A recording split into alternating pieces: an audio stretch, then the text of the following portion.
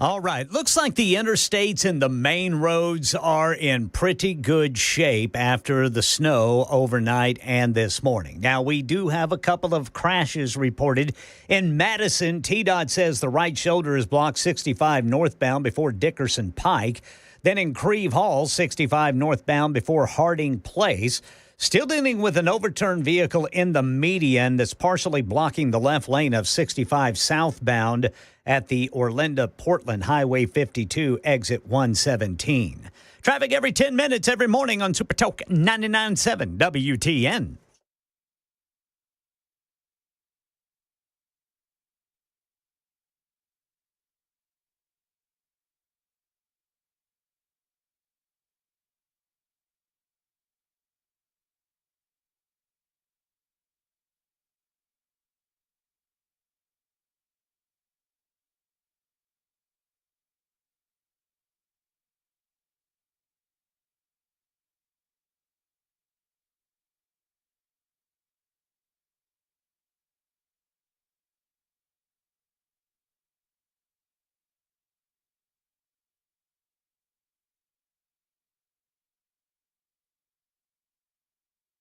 Hello, kids. Welcome in, one and all. My name is Matt Murphy. This is the Matt Murphy Radio Show, underway for another day. It is 6 minutes after 3 o'clock. Thank you for being with us on this Wednesday, February the 19th, 2025. It is our Locks for Trump Day 354. Still have nobody to cut my hair on March 4th. More on that coming up. It is episode 753 of our gatherings together today. Glad to be with you. Thank you for being with us. Whatever time you're able to give us, we're certainly appreciative. Let me tell you how you can watch or listen to the show. Obviously, you can, do I need to keep this hat on? I don't know. It's messing with my mind. Messing with my head. You see what my hat says? I see what it says, yeah. Mm-hmm. I don't know if they can read it on the TV. I can't see back here. Can't see what my hat says? I'm not going to say on the radio. You have to go over to the television side of things. That's going to be a TV exclusive. Oh. On Super Talk 99.7 WTN on Talk TV. And while you're over there, like and subscribe. How much does that cost, Ken? Absolutely nothing. That's what I'm told. Absolutely nothing. I would have thought that it would cost something. Well, you might get a callus or two, but other than that, no. But no monetary outlay. No. No cash out of hand. No. No credit card information. No, sir. None of that. Not even a chicken. Oh, no bartering. That's right. No buying, selling, or trading. Right. That's a good thing because those are in high demand. I mean, well, I was about to say, is it a frying chicken or a laying chicken? Because I have it on a good authority that a laying chicken can go for a pretty penny nowadays. Mm-hmm. I know people that have eggs, and they have a lot of friends right now. The folks with the chickens. Yeah. And typically, well, I don't know that they're laying this time of year though. They shut it down, don't they? God, you're asking the wrong guy. I don't know. Those of you who have info, I knew somebody in Birmingham who would bring us eggs on occasion. Nice. And she would tell me that I want to say this is the case, that during the winter months, the chickens kind of lay off on the egg laying. No pun intended. No pun. And but then when they get going, 9 chickens, like if you've got 9 laying hens, I mean, they're laying basically 9 eggs a day. And even if occasionally some of them will take the day off. So if you average like 7 eggs a day, I mean, that's over half a dozen eggs a day. Yeah. And man, oh man. And you are very, very popular right now. I tell you what, my mom and dad, man, they had a neighbor whose chickens laid eggs almost the size of a baseball. Wow. Big old brown eggs. Man. I mean, they were good, too. You ever get one of those double yolkers? I never have personally, but I've heard about them. Can't eat them. It's a little strange to look at, yeah. I mean, I don't know. It just now, it reminds you of how odd the whole thing is to begin with. Yeah. Well, you know what I mean? That's true, yeah. Those are chickens. I mean, right. Well, see, I don't know. I don't know. I've heard it both ways. I've heard that the white is the chicken and the yolk is what the baby chicken eats. No. Is it the other way around? Those are, well, the eggs that we eat are not fertilized eggs. Well, I mean, I get that. So it's just the egg part of it. I mean, I understand that no roosters have been involved in the development of this egg, but well, like what becomes what? Oh, I assumed it was all chicken. Yeah, that's a good question though. I do not know. I don't know the answer to this, but I've heard it both ways that the yolk would become the chicken, and the white's what the chicken then eats inside of the egg to stay alive while it is incubating. And I've heard it the other way, that it's actually the yolk is the food and the white is the chicken that eventually would become a chicken had it been, Yeah. Well, the yolk's got all the the cholesterol in it or whatever, right? The good stuff. That's the good stuff. the good stuff. That's the protein, right? So I would think maybe if that your theory makes any sense, that would have become the bird. I mean, you guys don't get this anywhere else. 3 grown men talking about a subject that they have no idea what we're talking about. I have no idea. I just eat. That's good. Let me tell you, eggs are in just about everything. I mean, you can't make it. Well, I guess you can, technically. What's that? Make a cake without eggs. But why in the world would you want to? No. That would not be good. No, that wouldn't be good. We got a lot of good stuff coming up today on this episode 753, and I do appreciate you being here. Mention Talk TV. You can go over to Talk TV and see the nature of my hat. I probably think that it's probably not a good hat to wear on television, but I don't care. I did it because it was cold outside when I got up this morning, and I thought psychosomatically I could will myself into believing that it was warmer than it actually is. So there you go. So that's why we're wearing this hat today. I've been out and about. I've been from Mount Juliet to Hendersonville and all points in between, and the roadways look just fine to me. Oh yeah, I mean, same for me. I mean, you all dare good I say coming dry even.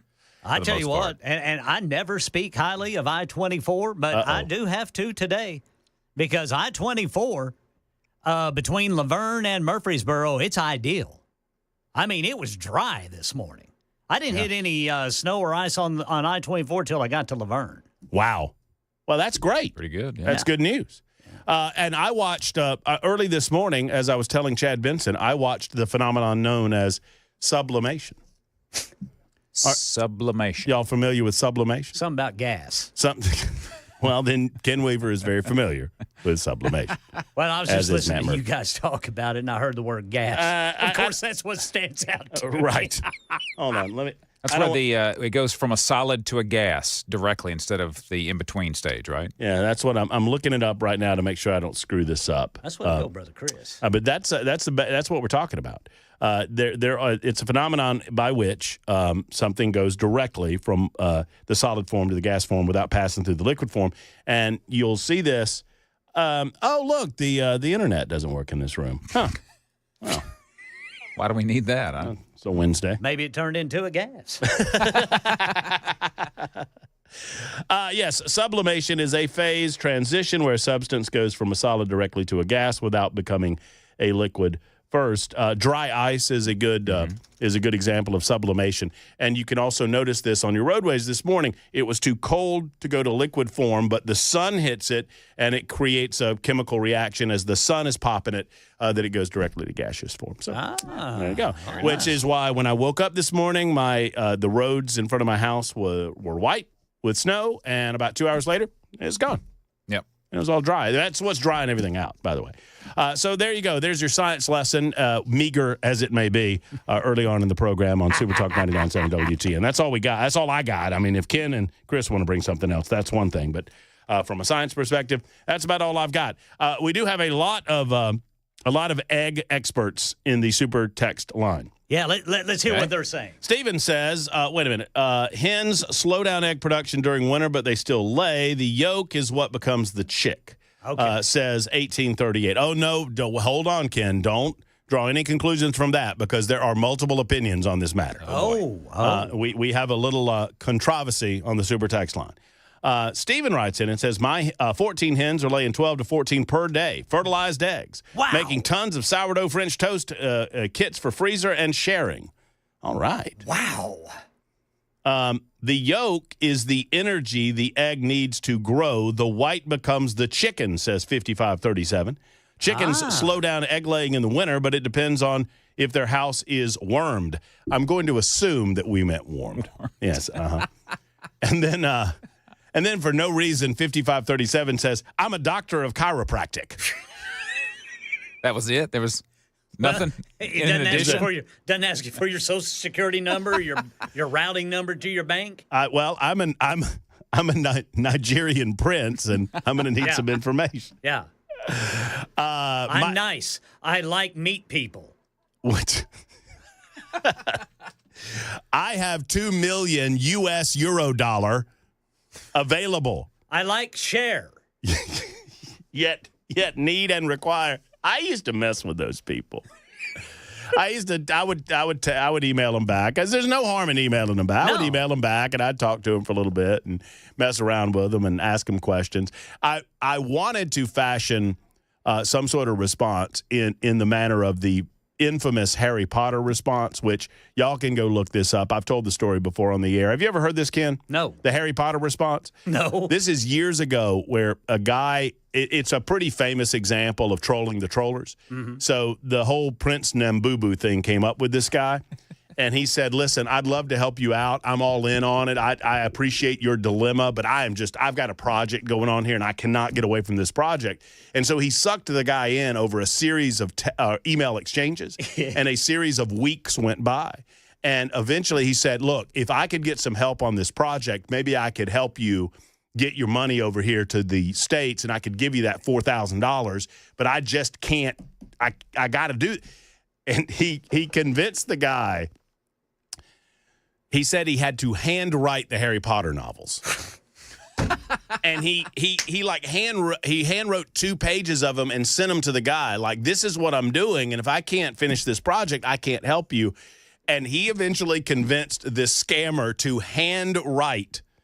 Apparently, he had a lot of, I don't know, labor wherever he was writing from. Yeah. But this dude was sending him handwritten pages of Harry Potter. That's outstanding. Oh, it was so good. It's so good. If y'all go read it, it is brilliant, the way that this guy trolled the scammer. Anyway, back to, somebody asked me about my bad Social Security number before. I asked how bad was it, and he hung up. Oh. You're bad. I don't know what any of this means. Is it Friday yet? BC said, I would think the USA, BC, don't start thinking. Don't start thinking about this. If you start your comment with, I would think, that I don't feel like you're an expert. All right, I've got an answer. Okay. I jumped on the Google machine. Okay, so the Google has If we answered. can believe that, and I've seen a couple different variations of this that say the same thing, but it says that the germinal disc in the yolk of the egg is what develops into the baby chick. The germinal disc is the small white spot on the yolk of an egg. Oh, we've all seen that. I've seen that. I've seen that. That is what becomes the chick. I thought that was something else that I won't talk about, but I thought it meant the egg might be going bad. I thought the egg might have been fertilized. Very good. Yeah. Mm-hmm. Well, you can feel better about it now. All right. So when you see the little white, that's the germinal disc. Yes. And that becomes the chicken. That is what becomes the baby chick. Yes. Oh, and so everything else is just kind of food. Yeah, apparently. It says if the egg is fertilized, then the germinal disc will turn yellow. Mm-hmm. And that indicates that it has become a blastoderm, which has the potential to develop into a chick. That was my nickname in college. Blastoderm? Yeah. Nice. I don't know what that means. And then the yolk provides food for the developing chick. So there you go. Okay. Well, there. Oh, well, listen. I don't know what else is going to happen on the show today, but if nothing else, we've learned something together today. Very nice. Thanks to Chris Webber and the Google machine on Super Talk 99.7 WTN. We're going to learn what happened at the Nashville Metro Council meeting in just a moment as Courtney Johnston joins us on the program. All right. She is champing or chomping at the bit. I say champing. But that is a hat tip to my predecessor, Brian Wilson of The Drive. Yep. I'm a chomping guy. He was a champing guy. One way or the other, Courtney Johnson is in next on Super Talk 99.7 WTN.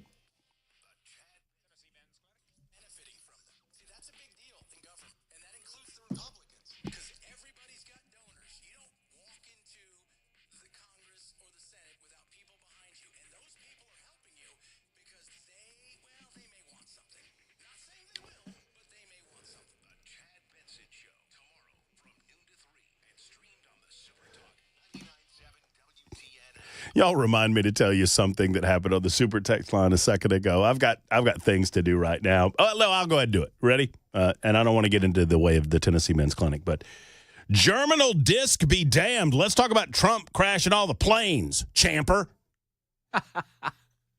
Yes, sir. In a moment. Tennessee Men's Clinic. Let's talk about that for a moment, because here's the deal.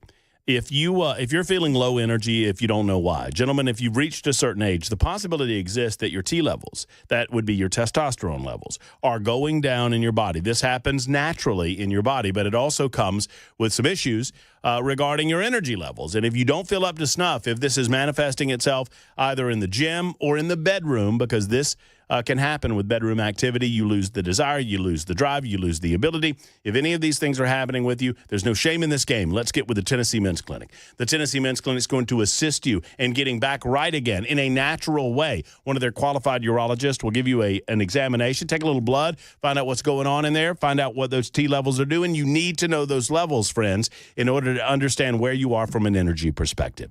The Tennessee Men's Clinic has 2 locations to serve you, gentlemen. One is in Cool Springs / Franklin. The other, Midtown. That's the OG location starting in 2014. Give them a call today at 615-208-9090, 208-9090 for the Tennessee Men's Clinic.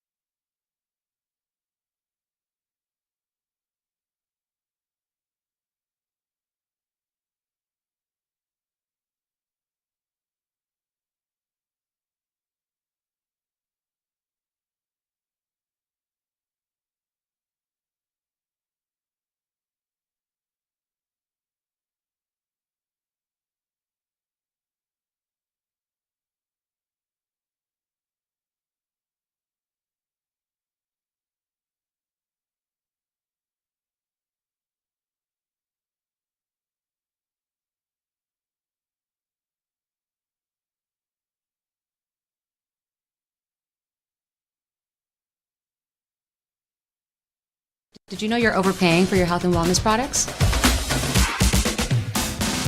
With over 20 company-owned brands offering its members vitamins, supplements, wellness, and skincare products, you're able to save up to 70% off retail. Members Nutrition can't change your life, but we can change the way you live.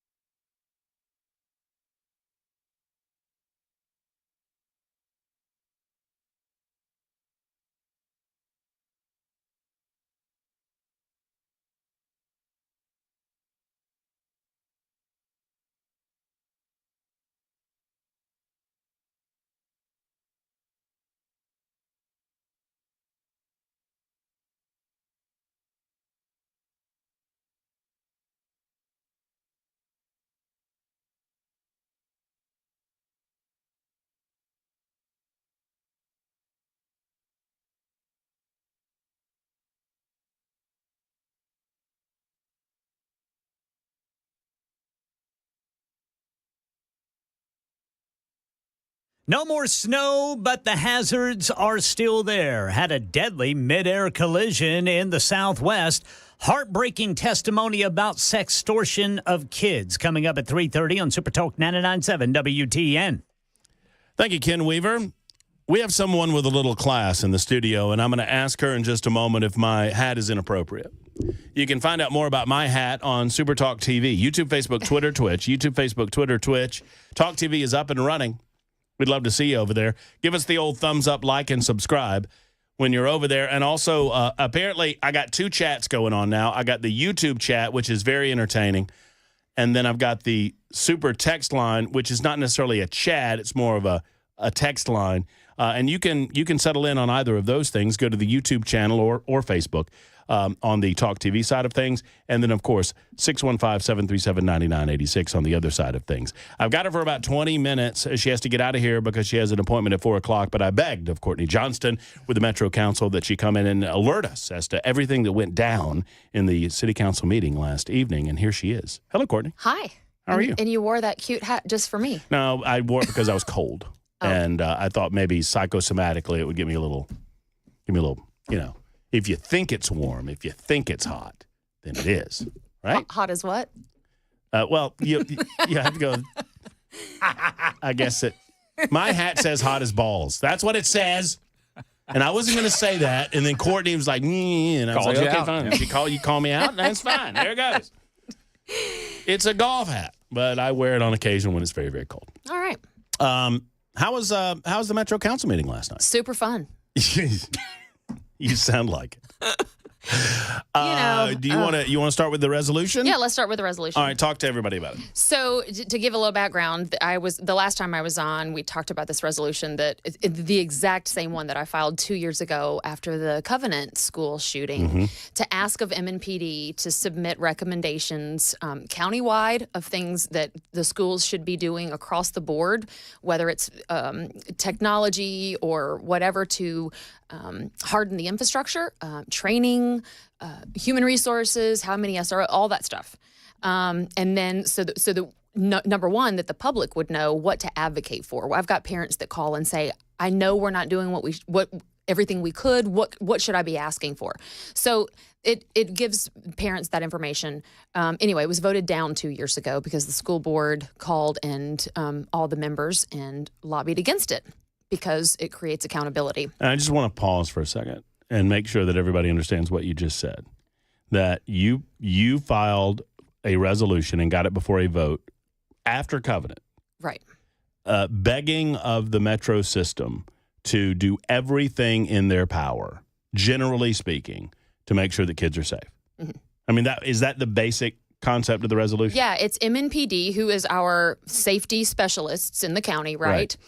When you are looking at our school system, what should we be doing? What are the technologies we should be using? All this, what should we be doing to make sure that the schools are as safe as possible? And that got voted down. It was voted down. The reasoning was? Well, the school board was lobbying, saying, well, we're already doing everything that they asked. This is unnecessary. And so my point to that is this.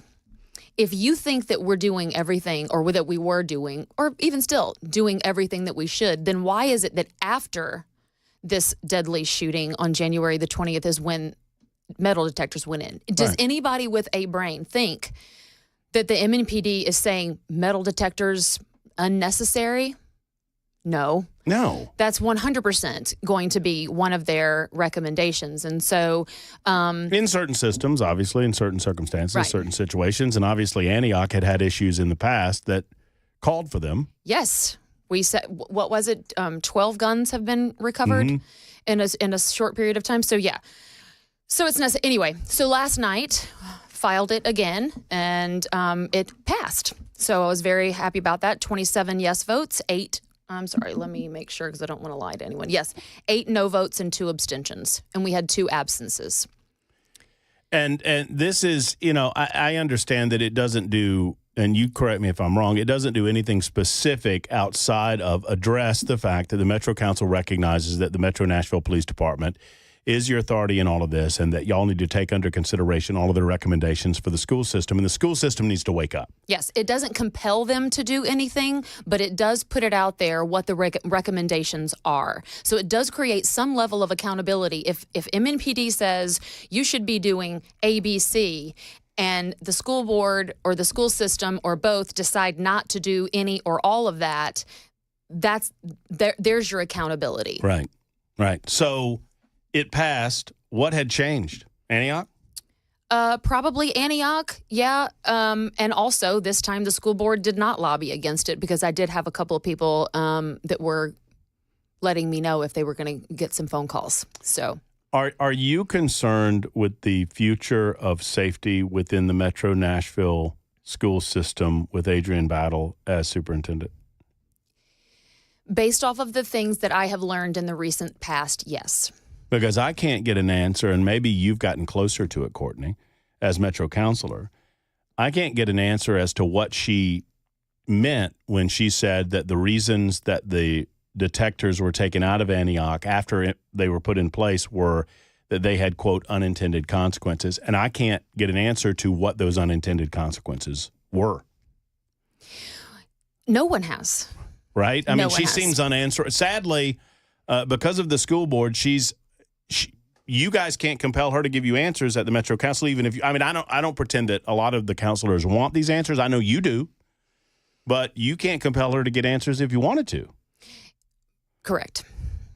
Yeah. It's got to be frustrating. It's very frustrating. There's a lot of things that are that are frustrating, but that's definitely one of them. Speaking of frustration, at least we got the resolution passed. That's a good Yes. thing.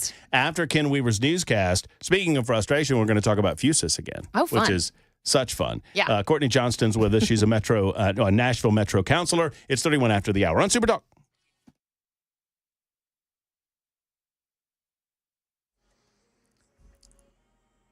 I'm Ken Weaver with your top stories, and the snow is over, but not the bitter cold, and that means some refreezing overnight. Got the full forecast and traffic in 5 minutes.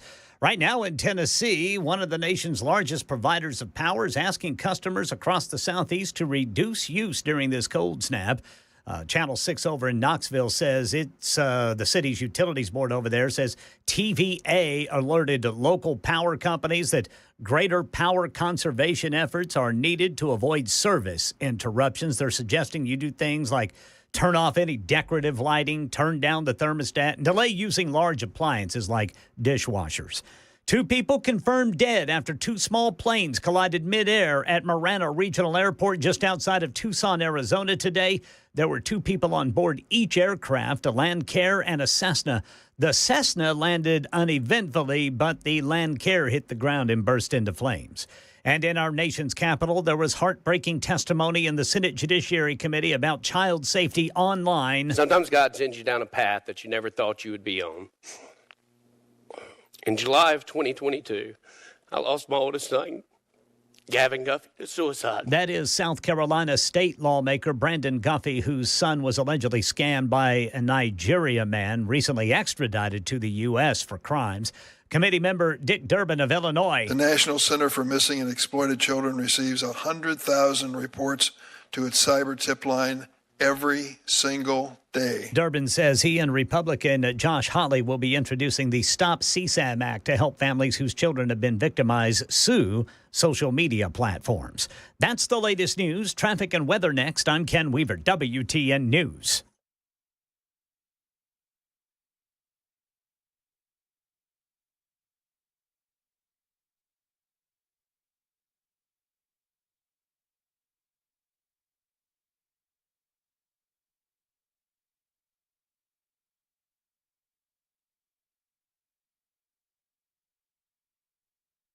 And right now, still seeing in Portland, that overturned vehicle is still blocking the left lane of 65 southbound at Orlinda, Portland Highway 52, exit 117. In Donaldson, got a crash reported by police, McCroy Creek Road, Couchville, that's Couchville Pike, just north of Elm Hill Pike. For the most part, the interstates are clear. Interstates and major roads are clear for the most part. Traffic every 10 minutes every morning on Super Talk 99.7 WTN.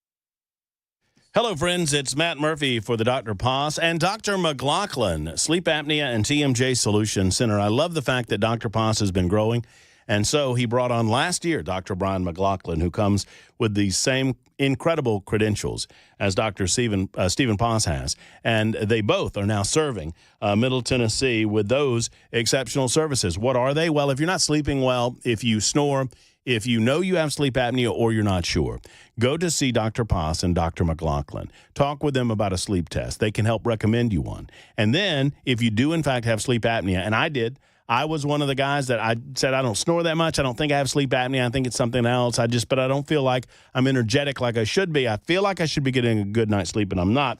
Dr. Paas said, take the sleep test. I did, and now I have the FDA-approved oral device. It fits in your mouth. You don't notice it after a night or two, and you sleep so much better, and you don't have to worry about a CPAP machine with hoses and all of that stuff. That is, and your sleep apnea is just a thing of the past. Plus, you're in network with most insurance. Call Dr. Paas, call Dr. McLaughlin and the Sleep Apnea and TMJ Solution Center. Go to drposs.com. That's drpaas.com and tell them I sent you to the Sleep Apnea and TMJ Solution Center.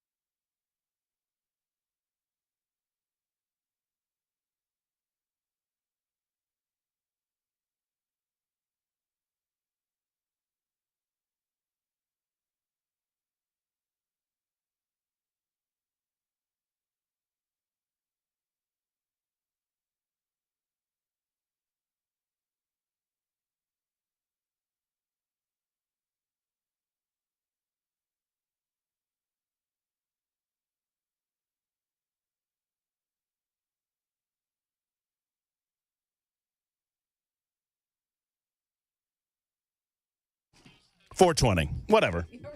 615-737-9986. While we're doing numbers, that's the numbers to our radio show. You can call us up or you can super text us. Still, like Stephen Lascasis is waiting to talk about eggs. Apparently, Steve is an egg expert, and he's going to tell us everything we need to know that the Google machine did not tell you, Mr. Weber, about eggs and the birth of chickens and the embryos and all of that. Oh, very nice. That is on the way. I mean, I'm as excited as can be about all of it. I'm also excited on the Matt Murphy Show on Super Talk to have our good friend Courtney Johnston in studio with us. She is a counselor with the Metro Nashville City Council, joining us to talk about the activity from the council meeting last evening. So your resolution passed, which is a good thing.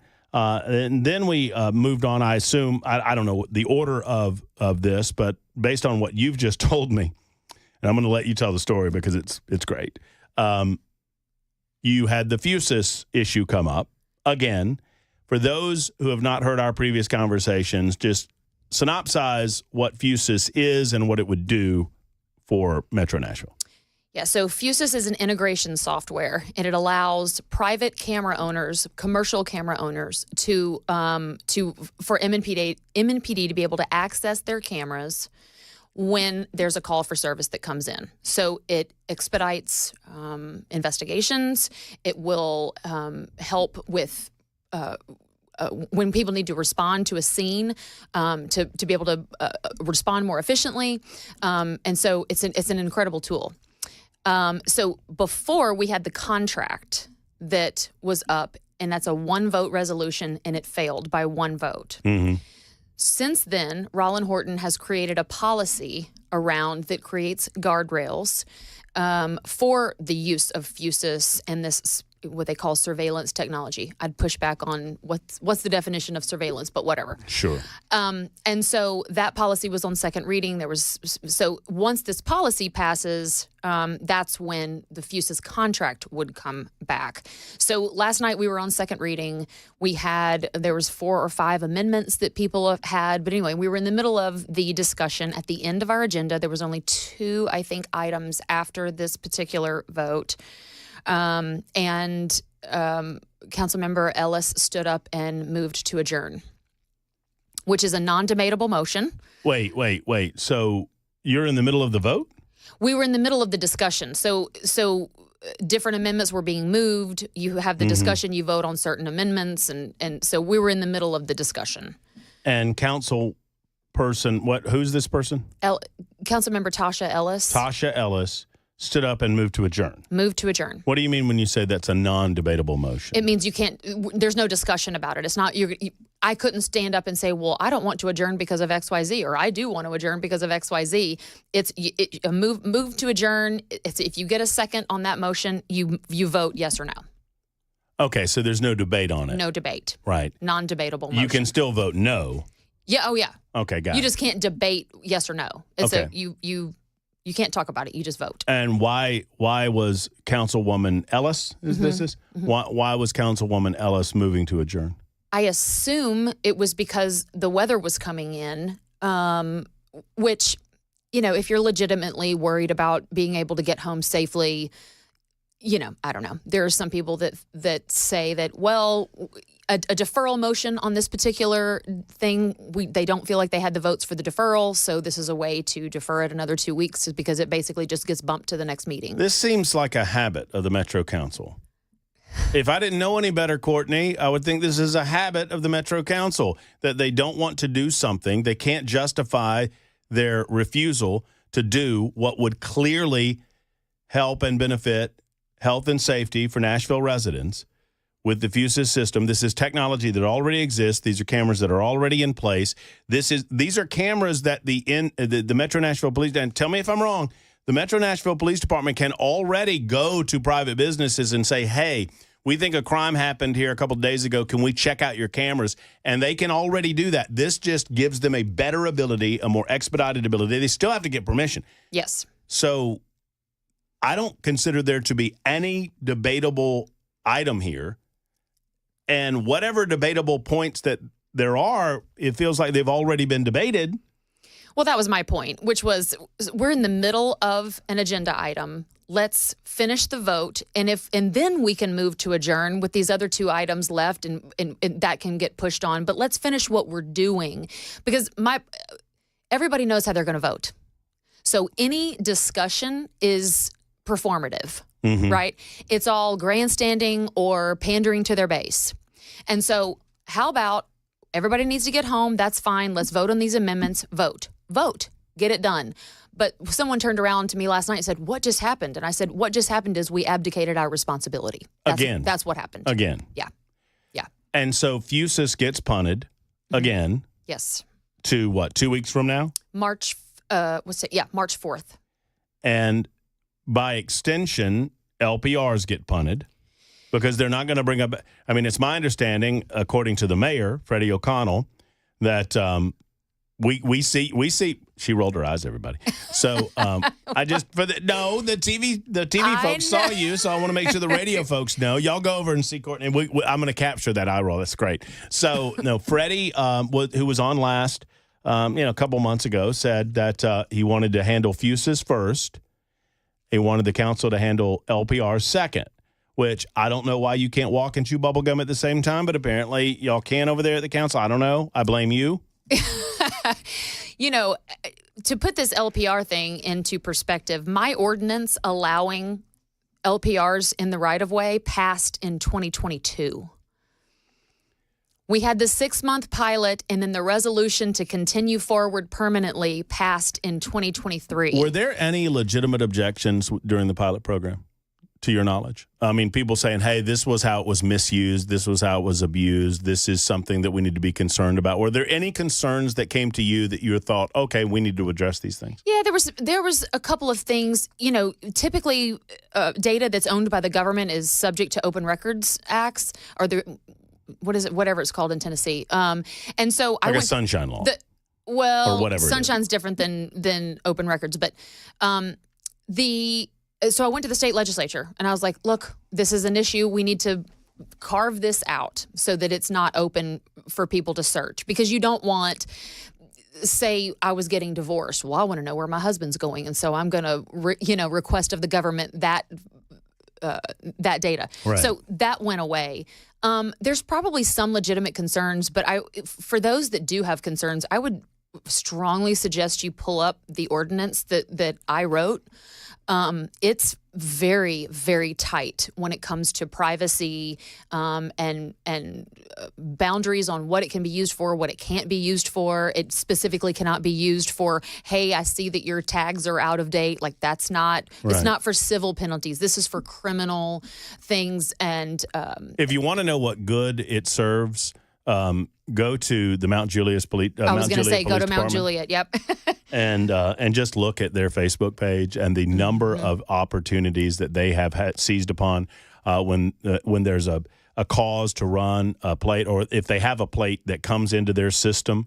And oftentimes these are folks coming from Nashville and committed crimes in Nashville and coming into the Mount Juliet area, and they get caught. Well, listening to the debate in Davidson County, you would think that LPRs are the worst thing ever, but they are used so widely across the United States, and it seems to me that there's no one city that's just burning down because of the use of LPRs. No. New York has hundreds of thousands of them. Atlanta, I mean, they're all over the place. They're in every single county, Collier County of Davidson County, which is why all those counties are going, can y'all please get LPRs because we're tired of catching your criminals? Well, for the most part, for me, I'm not here to mollycoddle criminals. I don't care about the demographics. I know a lot of people get focused on that. I do care about data privacy, and I do care about protecting the privacy of the data, like you talked about.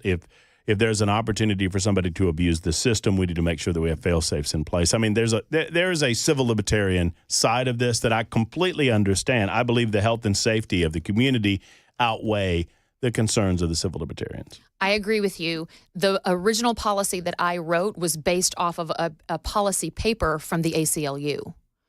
And then we've amended it to narrow even that. Mm-hmm. So it is probably, I've been told by law enforcement officials that this policy is, if not the most, it's in the top 3 most restrictive policies in the United States. If this comes back up, do you have the votes?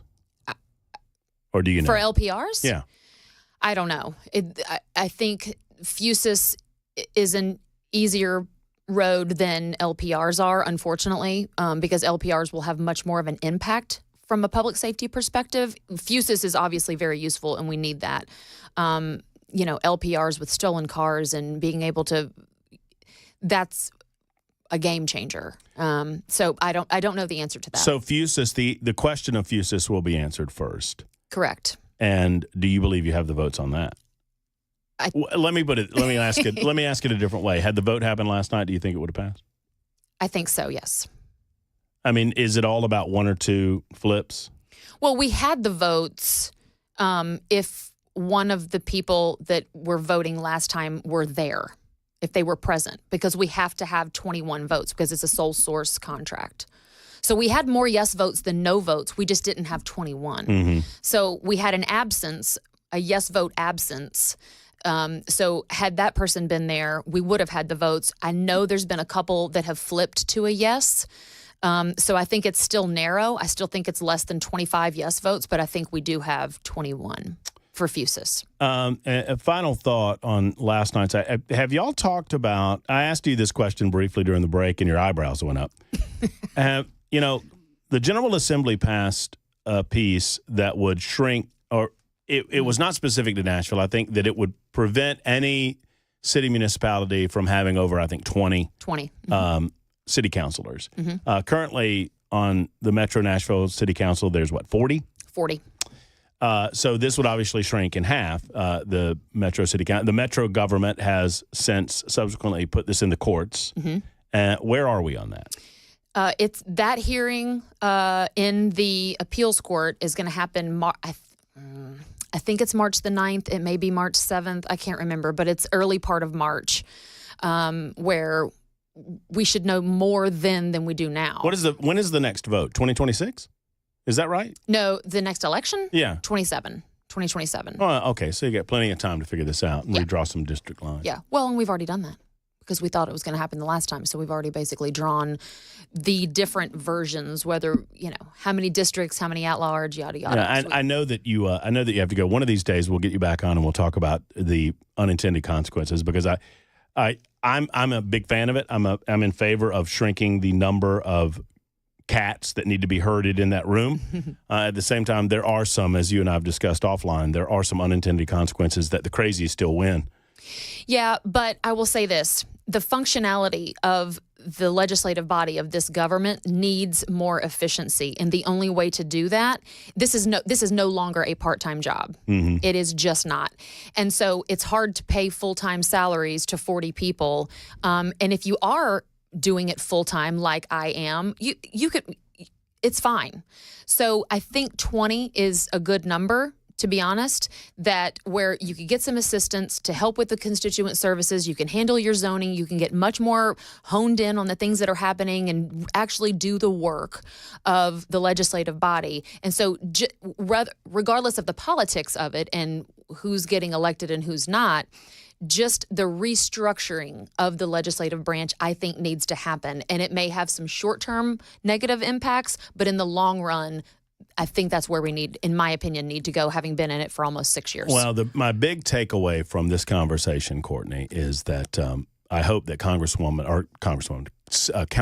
Ellis got home safely. That's my big takeaway. I believe that everyone did. I know I did. I know. It is of our utmost concern. Let's put everything on the back burner and concern ourselves with safety. I promised that I would get you out of here at like 3:42, and look at here. It's only 3:52. So that's all right. My 4 o'clock. Right on time. They're fine. Right on time. Thank you. Thank you for everything you do for the Metro Council. There's Courtney Johnston. She's a good friend of ours and a good friend of the city's. We'll be back in just a moment. It is 52 after the hour. We never.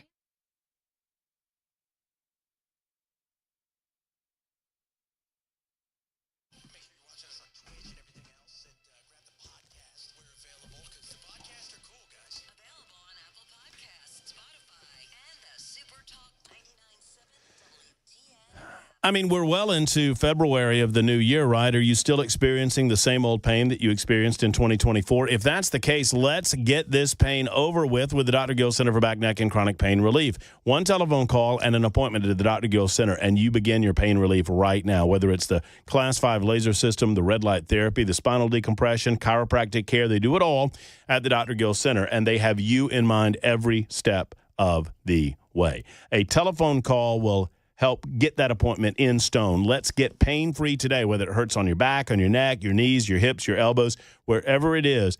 They can assist you at the Dr. Gill Center. For over 30 years, they've been providing pain relief to their customers without the consideration for surgery, and that should be your last consideration. But if you're tired of popping the pills, if you're tired of shooting needles into your body to block the pain, let's get it solved. Let's get to the source. Let's get to the Dr. Gill Center together. CallMePainFree.com. That's CallMePainFree.com or 615-882-4838, 882-4838 for the Dr. Gill Center.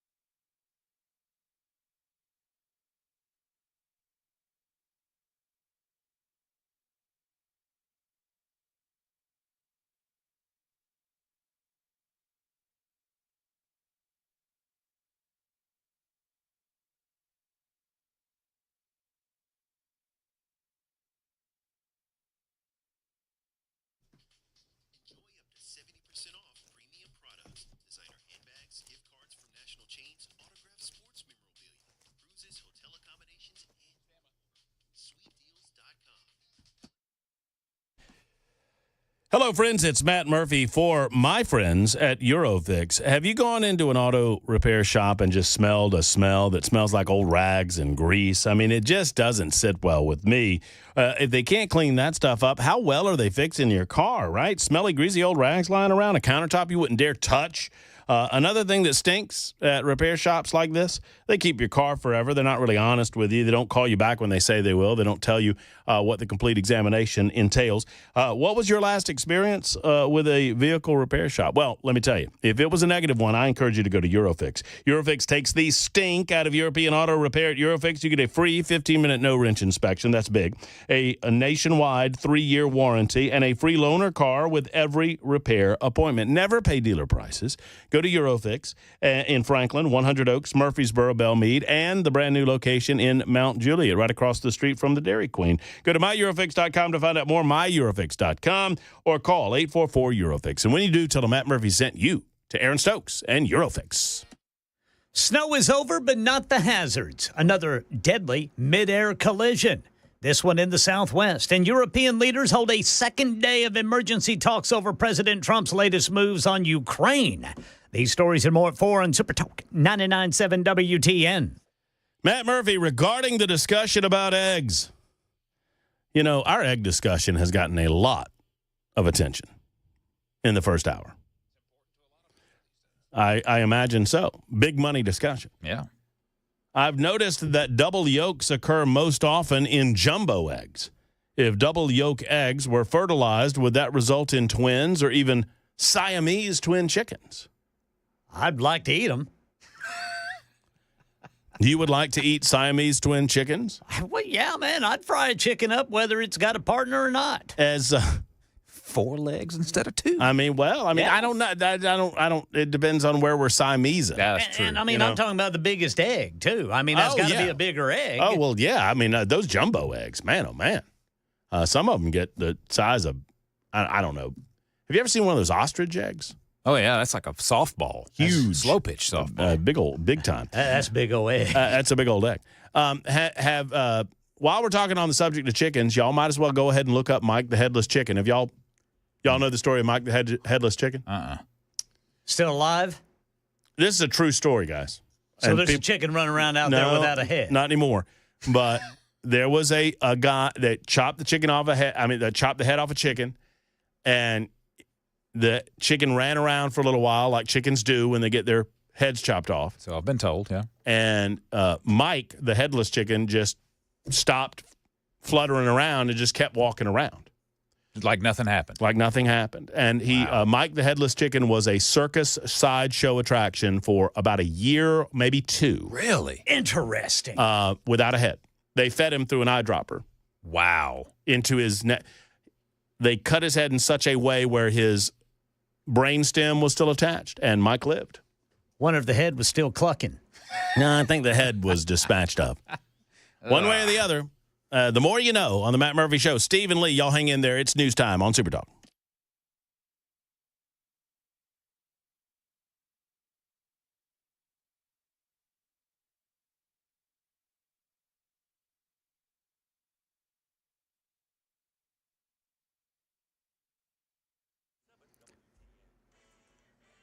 It's 4 o'clock on the dot. I'm Ken Weaver with your top stories. Yeah, the snow's over, but not the bitter cold. So refreezing overnight is very likely. Going to want to be careful overnight and into tomorrow morning. Full forecast and traffic coming up in 5 minutes. Right now in Tennessee, we're being asked to reduce use of electricity to avoid any service interruption during this bitter cold snap. Tennessee Valley Authority, which provides power to utilities serving 10 million people in Tennessee, Alabama, Kentucky, and Mississippi, alerted local power companies to suggest customers turn off decorative lighting, turn down the thermostat, and avoid using large appliances like dishwashers in order to save energy and avoid any service interruptions while it's so cold. 2 people confirmed dead after 2 small planes collided midair at Marana Regional Airport and just outside of Tucson, Arizona today. This is about 15 miles outside of Tucson. 2 people on board each aircraft, a Landcare and a Cessna. And officials say the Cessna landed okay, but the Landcare missed the runway and then burst into flames upon impact. The Federal Aviation Administration and NTSB will be investigating. Reaction to President Trump during a second day of emergency talks in Paris. Europe reportedly scrambling to figure out how to coordinate its response to President Trump's latest moves on Ukraine. French President Macron holding a second day of emergency talks on Ukraine as President Trump urges Ukrainian President Zelensky to move fast for peace or lose Ukraine. Macron gathered the leaders of 19 countries, including Canada, and later told French media Russia poses an existential threat to Europeans, adding France and Britain are open to potentially sending peacekeeping troops to Ukraine. German Chancellor Olaf Scholz has previously said it would be inappropriate to have that debate at this time. Yeah, Ukrainian President Volodymyr Zelensky's reacting to President Trump, calling him a dictator without elections and having only a 4% approval rating after the U.S. left Ukraine out of initial peace talks with Russia this week. Patrick Reeville is in Kyiv. We've heard from President Zelensky pushing back very firmly against President Trump, saying that he is living in a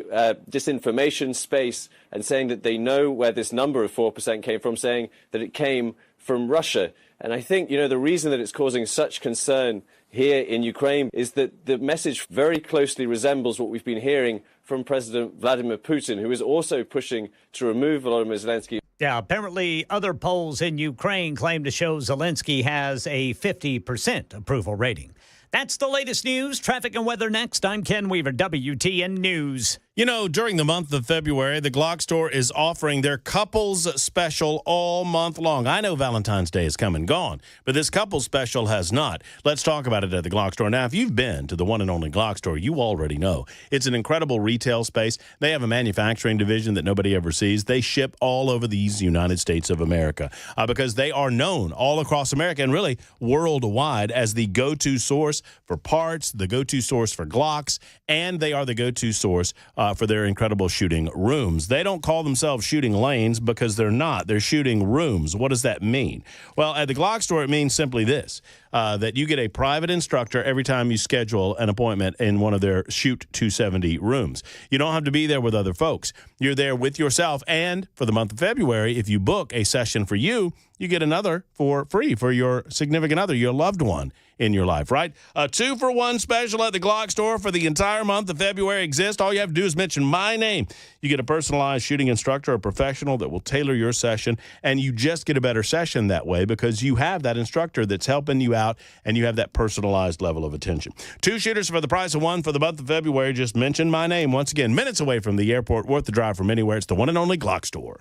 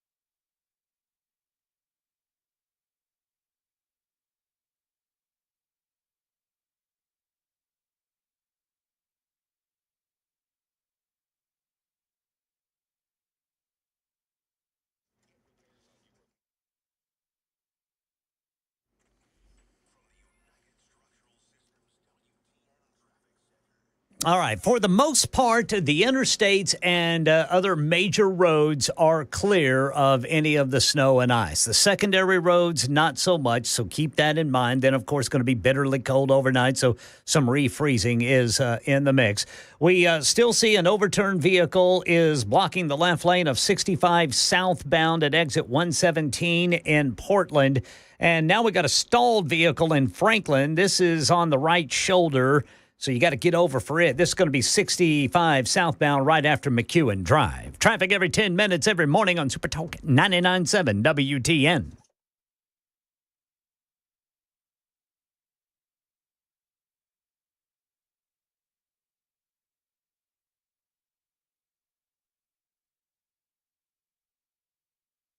Did you know you're overpaying for your health and wellness products? With over 20 company-owned brands offering its members vitamins, supplements, wellness, and skincare products, you're able to save up to 70% off retail. Members Nutrition can't change your life, but we can change the way you live.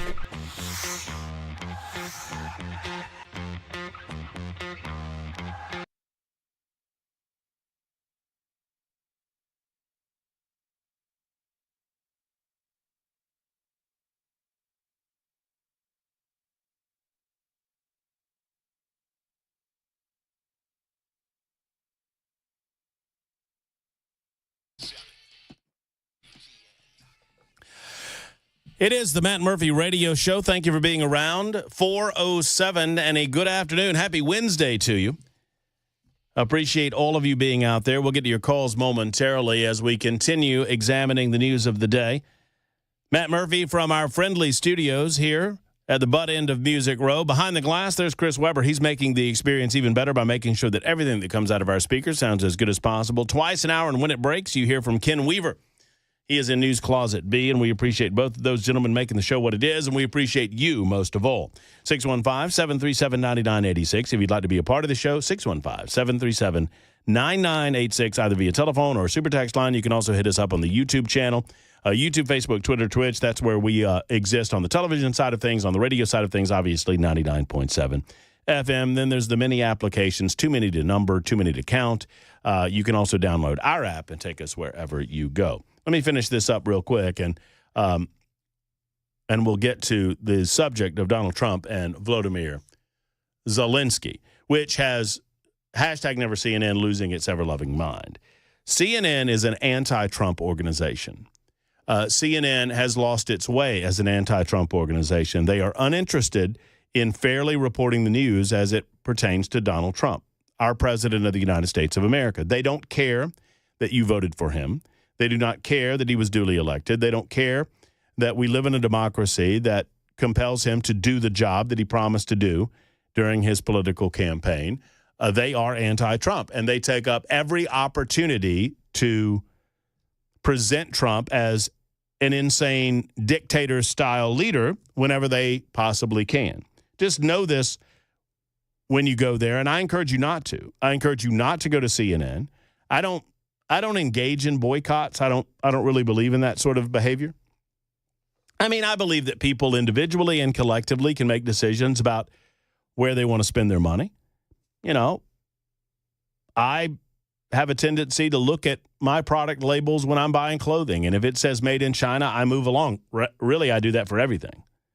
Why? Because I think those little things, if we all collectively do them, can add up to something big.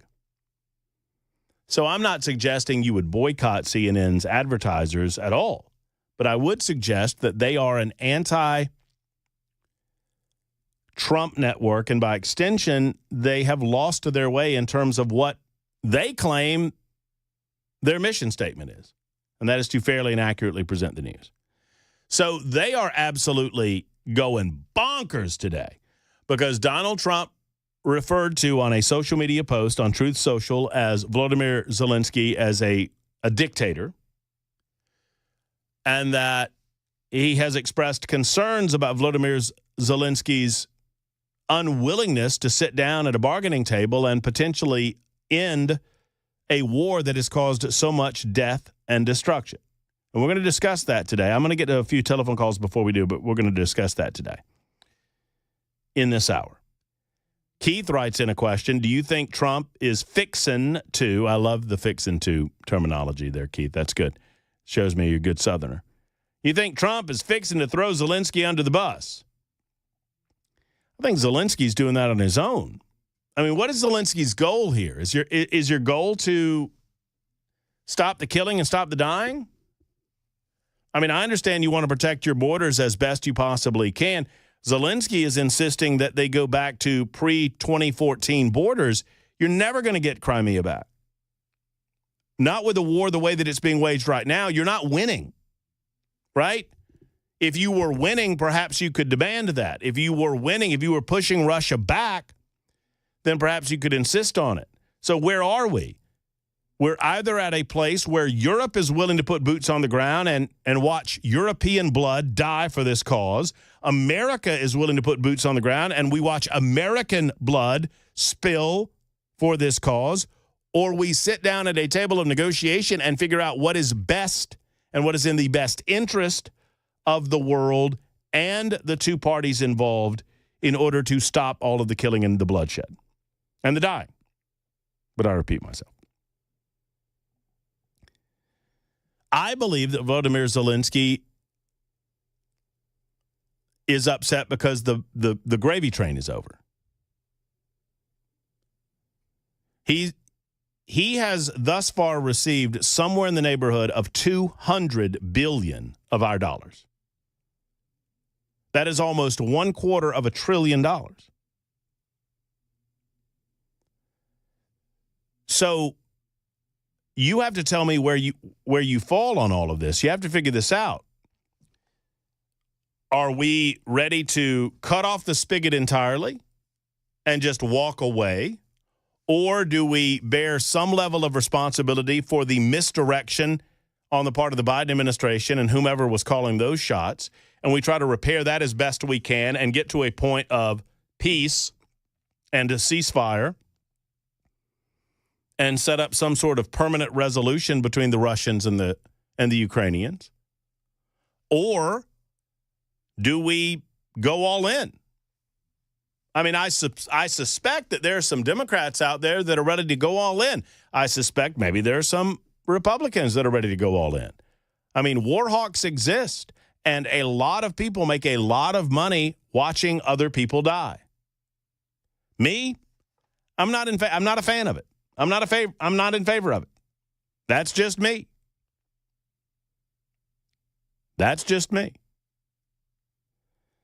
More on this coming up in just a moment after we get a few of your telephone calls. And I'll do that after I do this because I feel like you deserve this. Mike, the headless chicken, real quick.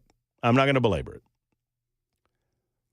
Mike was a male chicken that lived for 18 months after he was beheaded, surviving because most of his brain stem remained intact and he did not bleed to death due to a blood clot that happened at the time that he was running around without a head.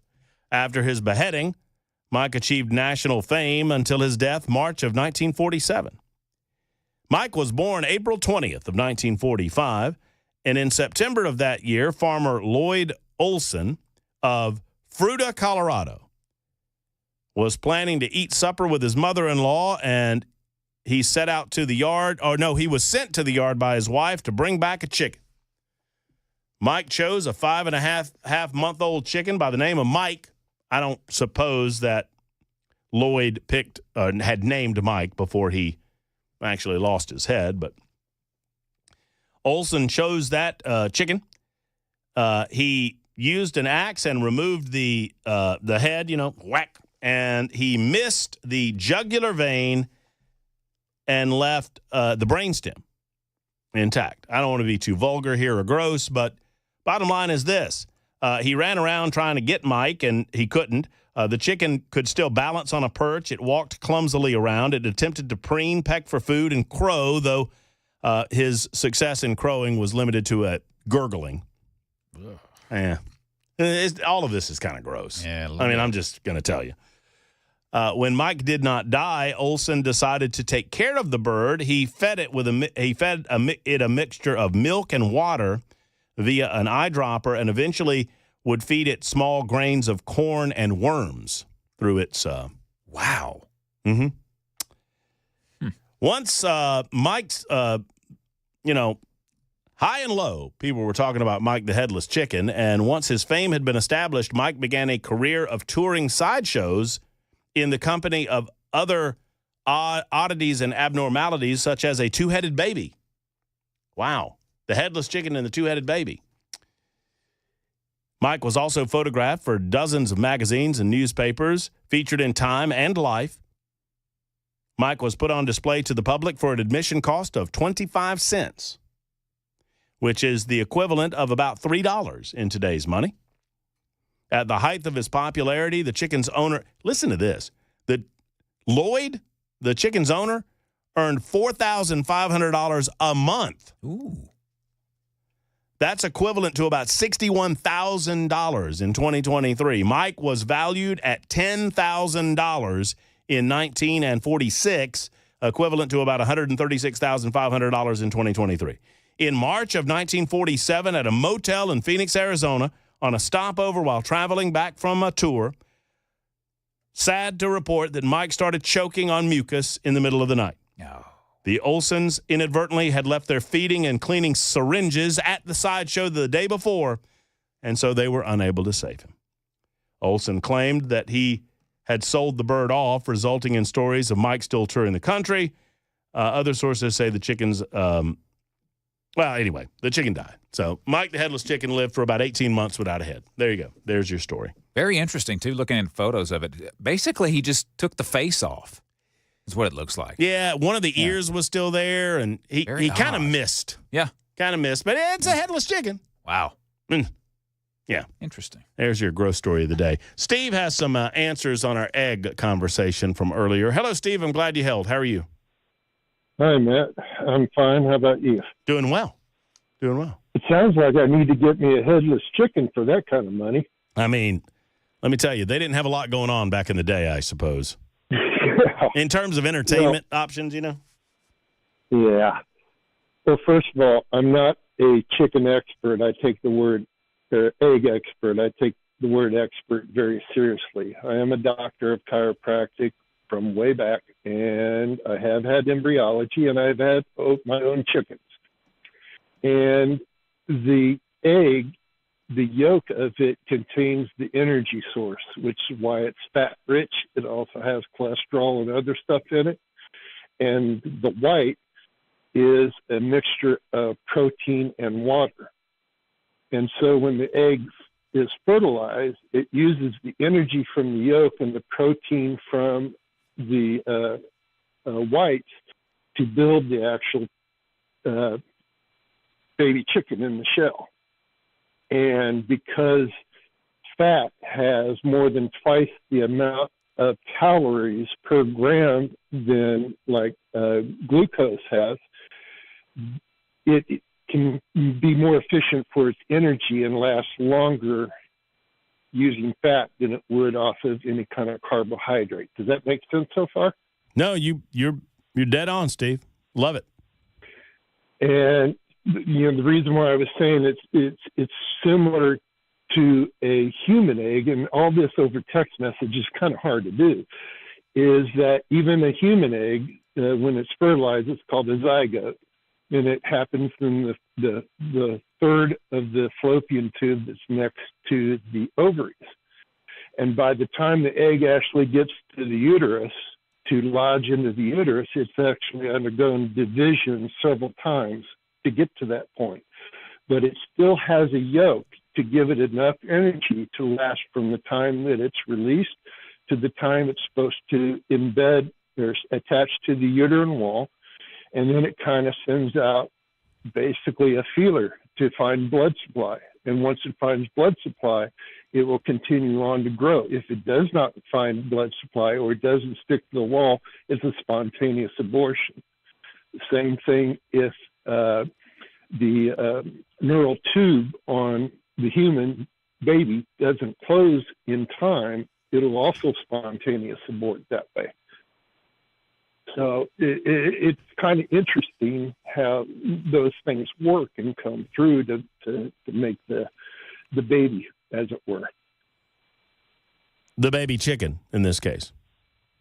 Or human, yeah. Or human. Yeah.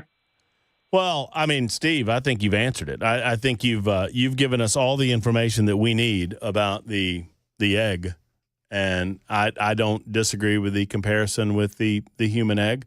There's no shell involved, obviously. We have a womb.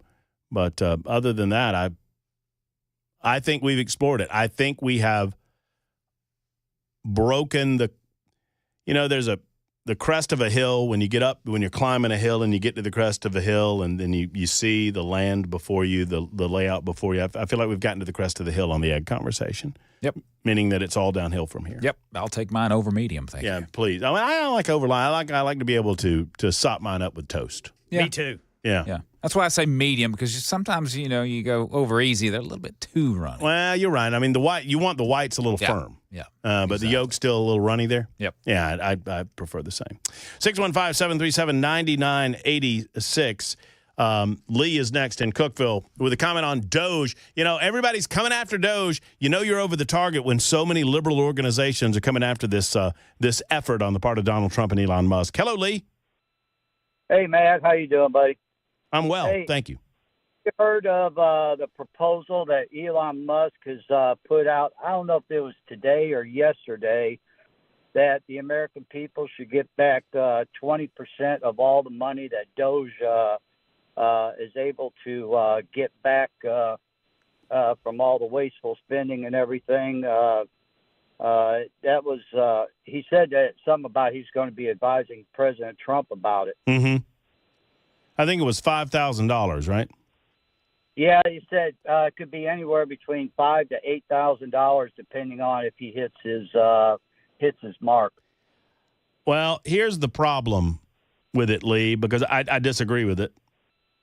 What is your position on it?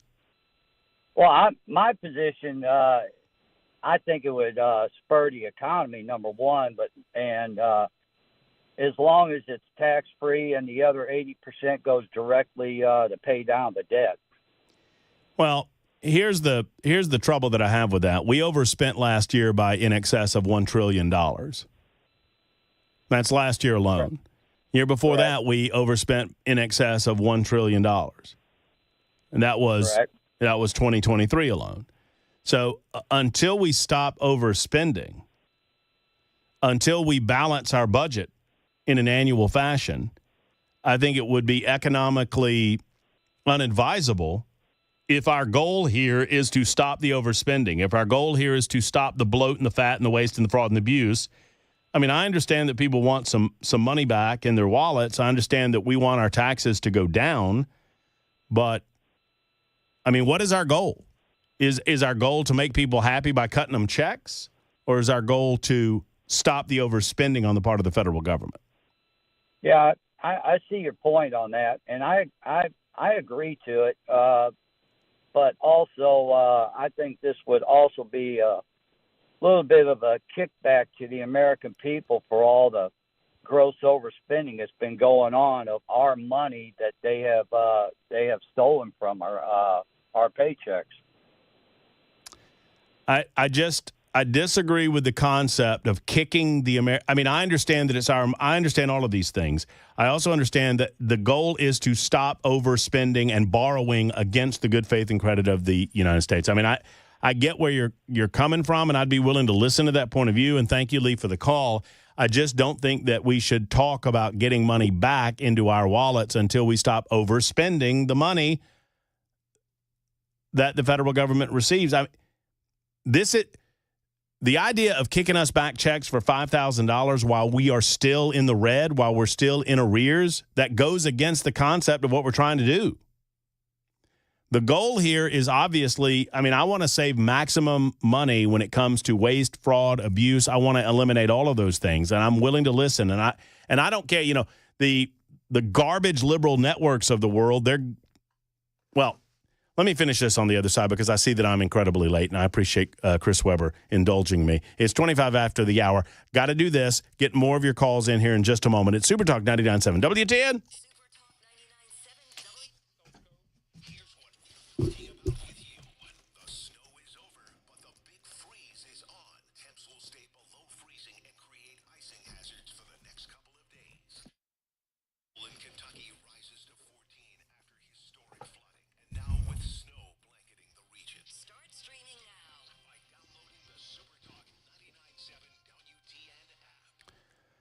Hello, friends. It's Matt Murphy for Stoltz Co. And so it is that you're thinking about perhaps a shed, a man space, a she shed, whatever it might be, perhaps a pre-built structure in the backyard of some sort. Let's not think any further about that pre-built angle until you go to Stoltz Co. and see the incredible line of different structures that they provide you at this wonderful company. Stoltz Co. builds high-quality custom structures at reasonable prices.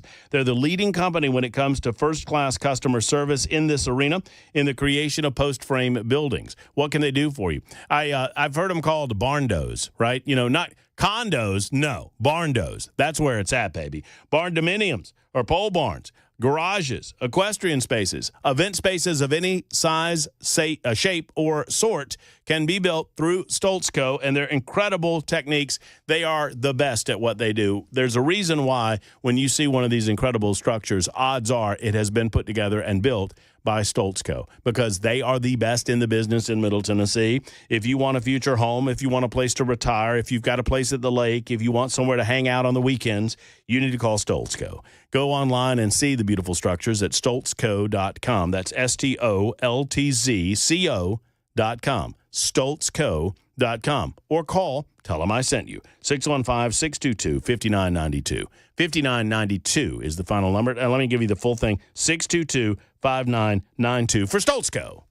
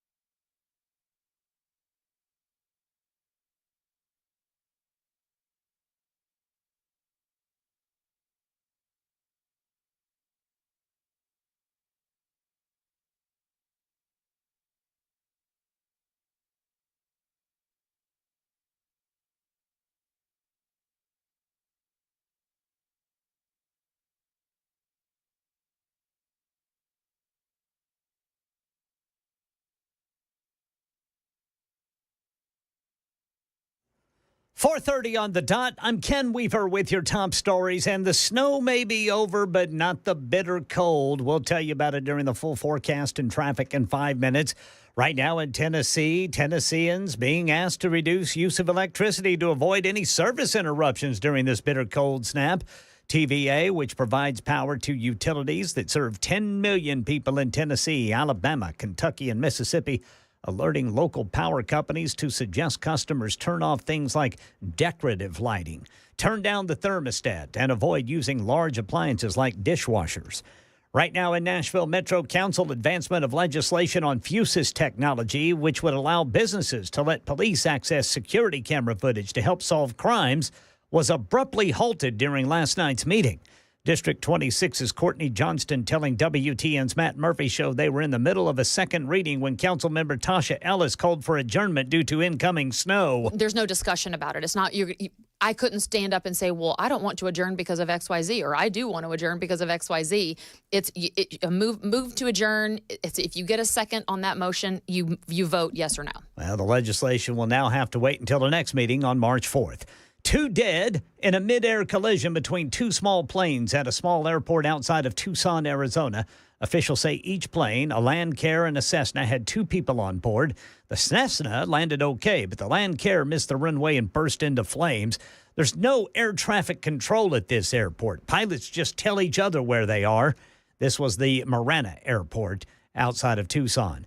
And the man who pleaded guilty in the 2023 shooting of an unarmed teenager on his porch has died while awaiting sentencing. Less than 1 week after taking a plea deal for the 2023 shooting of Ralph Yarl, 86-year-old Andrew Lester died, according to prosecutors from Kansas City. This marks the end of legal proceedings that started after Yarl, an unarmed black teenager, went to the wrong house to pick up his younger brothers and was shot, sustaining a brain injury. Lester's plea deal was for a felony second-degree assault charge. That's the latest news. Traffic and weather next. I'm Ken Weaver, WTN News.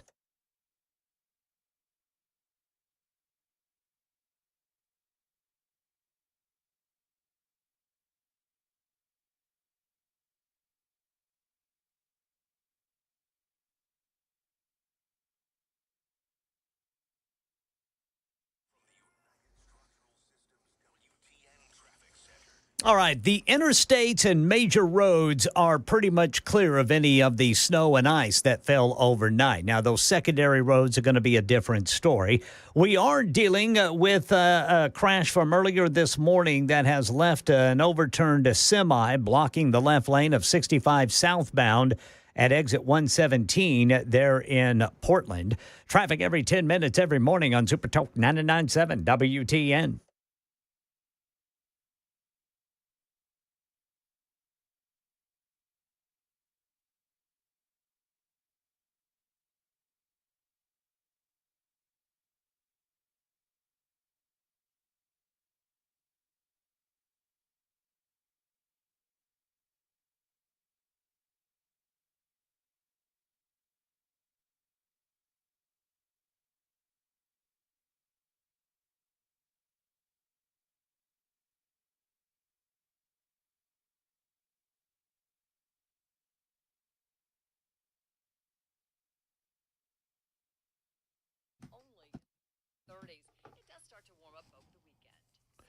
Very cold outside, and, you know, my grandmother always said that the cold causes colds. I don't know that I necessarily agree with that, but here's the deal. If a cold brings itself to you, if you feel yourself getting sick, you want relief fairly quickly, right? You want to go to your primary care physician as quickly as possible and get these things handled. Sadly, in the modern era, oftentimes it takes weeks to get into your PCP. Not so at Grace Point Healthcare. Grace Point Healthcare believes in affordable, convenient, and comprehensive health care, a direct pay variety healthcare service, meaning that nobody gets in between you. Nobody gets in between you and your doctor, and you can get in same day or next day, even with brand new patients. At Grace Point, you're usually seen just that quickly. They even do house calls if you're just too unwell or sick to get out of the house. Bottom line is this. At Grace Point, there's no long wait time in the waiting room. They're your primary provider that treats you and your entire family from newborns to seniors, and you can sign up for their basic Smart Care plan, which for just $69 a month, you have unlimited office visits throughout the course of the year. And free diagnostics, free basic labs. Ask them about that. When you make the call that so many others have made to Grace Point Healthcare, don't allow anybody to get in between you and your doctor. It's modern medicine delivered the old-fashioned way at Grace Point. 599-6868. 599-6868. Tell them Matt Murphy sent you to Grace Point Healthcare.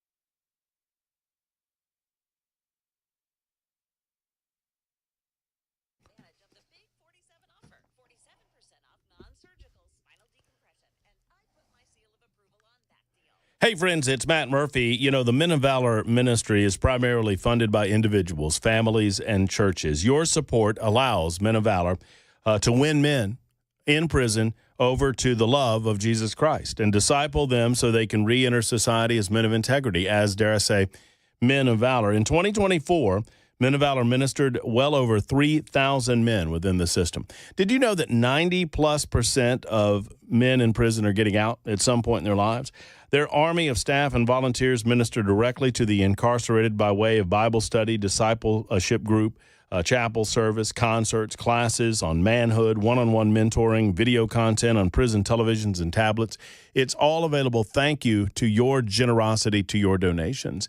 What kind of people do you want coming out of the prison system? I mean, ultimately, this saves us money on the back end because we don't have to spend money on recidivism. Men of Valor works. Men of Valor is proven to work, and I encourage you to go to movministry.com to find out more. When you go over there, find out about the 2025 Men of Valor Breakfast happening Wednesday, March 26th at Music City Center, starting at 7 a.m. I encourage you to be there. I know I will be there, and I would love to see you. Go to movministry.com for more information. That's movministry.com.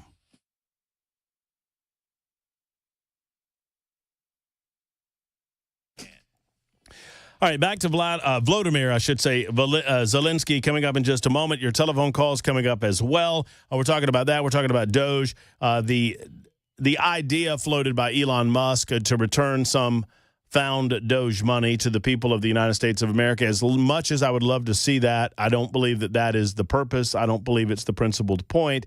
And frankly, I believe that handing $5,000 checks to the general population would cause more harm than good to inflationary rates. That is something that needs to be considered as well. I understand that it's your money. I understand that they've been overspending your money. I understand that we're $36.5 trillion in debt. And I would suggest that whether or not we handle the debt is one thing. We need to handle the overspending. And nothing has been suggested to me that they've found over $1 trillion annual spending that they can claim then would ultimately balance the budgets. Maybe that's coming down the road, and if that's the case, then we can talk about this. But until then, we ought not to be talking about it at all. In the meantime, I want to share this with you because we had Courtney Johnston on talking about license plate readers and their efficacy in certain parts of the world, including my adopted hometown of Mount Juliet. Just an hour ago, you know, unbeknownst to me, this was being posted while we were talking to Courtney Johnston. Listen up. This afternoon, our MJ Guardian Shield, which is what they call their license plate reader program, alerted officers to a stolen 2002 Dale Earnhardt Edition Monte Carlo. Pause for effect. Dale Earnhardt Edition. I got a picture of it, too. It's nice. Ooh, a nice Monte Carlo. Intimidator. Oh, yeah. Oh, yeah. Apparently the person in there thought that they were the Intimidator. Entering Mount Juliet from Nashville via Central Pike. Officers stopped the vehicle and arrested the driver. So what happens is when like a car gets stolen, it gets entered into this system. Hey, this car with these plates was stolen. Look out for this. Which they did in Mount Juliet. Officers stopped the vehicle and arrested the driver, 26-year-old female from Hendersonville, who was behind the wheel of the stolen car from a mechanic's shop in Livingston, Tennessee. She's charged with motor vehicle theft, driving on a suspended license, possession of methamphetamines, possession of drug paraphernalia. This marks her second time being arrested in Mount Juliet while driving a stolen vehicle. The last arrest, September of 2024. The passenger, a 26-year-old male from Mount Juliet, was also arrested for possession of meth and drug paraphernalia. We are grateful for our technology and dedicated officers who work hard to keep our community safe. I'm grateful as well. Thank you to MJ Police. In the meantime, Tony is next up in Middle Tennessee. Hello, Tony. Glad you called. Hey, I've got a PhD from a national and international ranked university in the United States, and I know I'm old. When I was in school, my professors talked about getting grants and writing in about 10 or 15% extra for, quote, overhead. I've got a friend that taught at University of Miami. He said if he wanted to write a grant, whatever he wrote it for $100,000, he had to double it to $200,000 for, quote, overhead. And that's been decades ago. So there's no telling. They're talking about cutting back on these universities and stuff. They're not talking about cutting back on the actual research. They're talking about cutting back on the money that the university gets to pay professor salaries. And Vanderbilt, bless their heart, I love them. I've had surgeries there. But they're not talking about cutting back on the doctors. They're talking about cutting back on the overhead. They may not have to hire as many secretaries and stuff. But anyway, that's my sadly, these university folk, and thank you, Tony, for the call, they make it seem as awful as they possibly can to scare the hell out of people when they know very well that they can continue to function without some of this money. We don't have the money to continue funding research on, shrimp farts.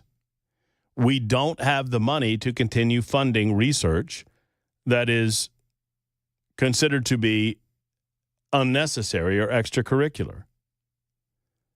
We don't have the money for this. And what they do to try to scare you and to scare me and to scare the rest of the Middle Tennessee folk is the people at Vanderbilt tell us that, and I've watched as elected leaders continue to do this too. They say, people are going to die. If we don't stop this DOGE process, if we allow DOGE to continue, people are going to die across the United States of America. These are life-saving research projects. How many lives? How many lives? What are we talking about?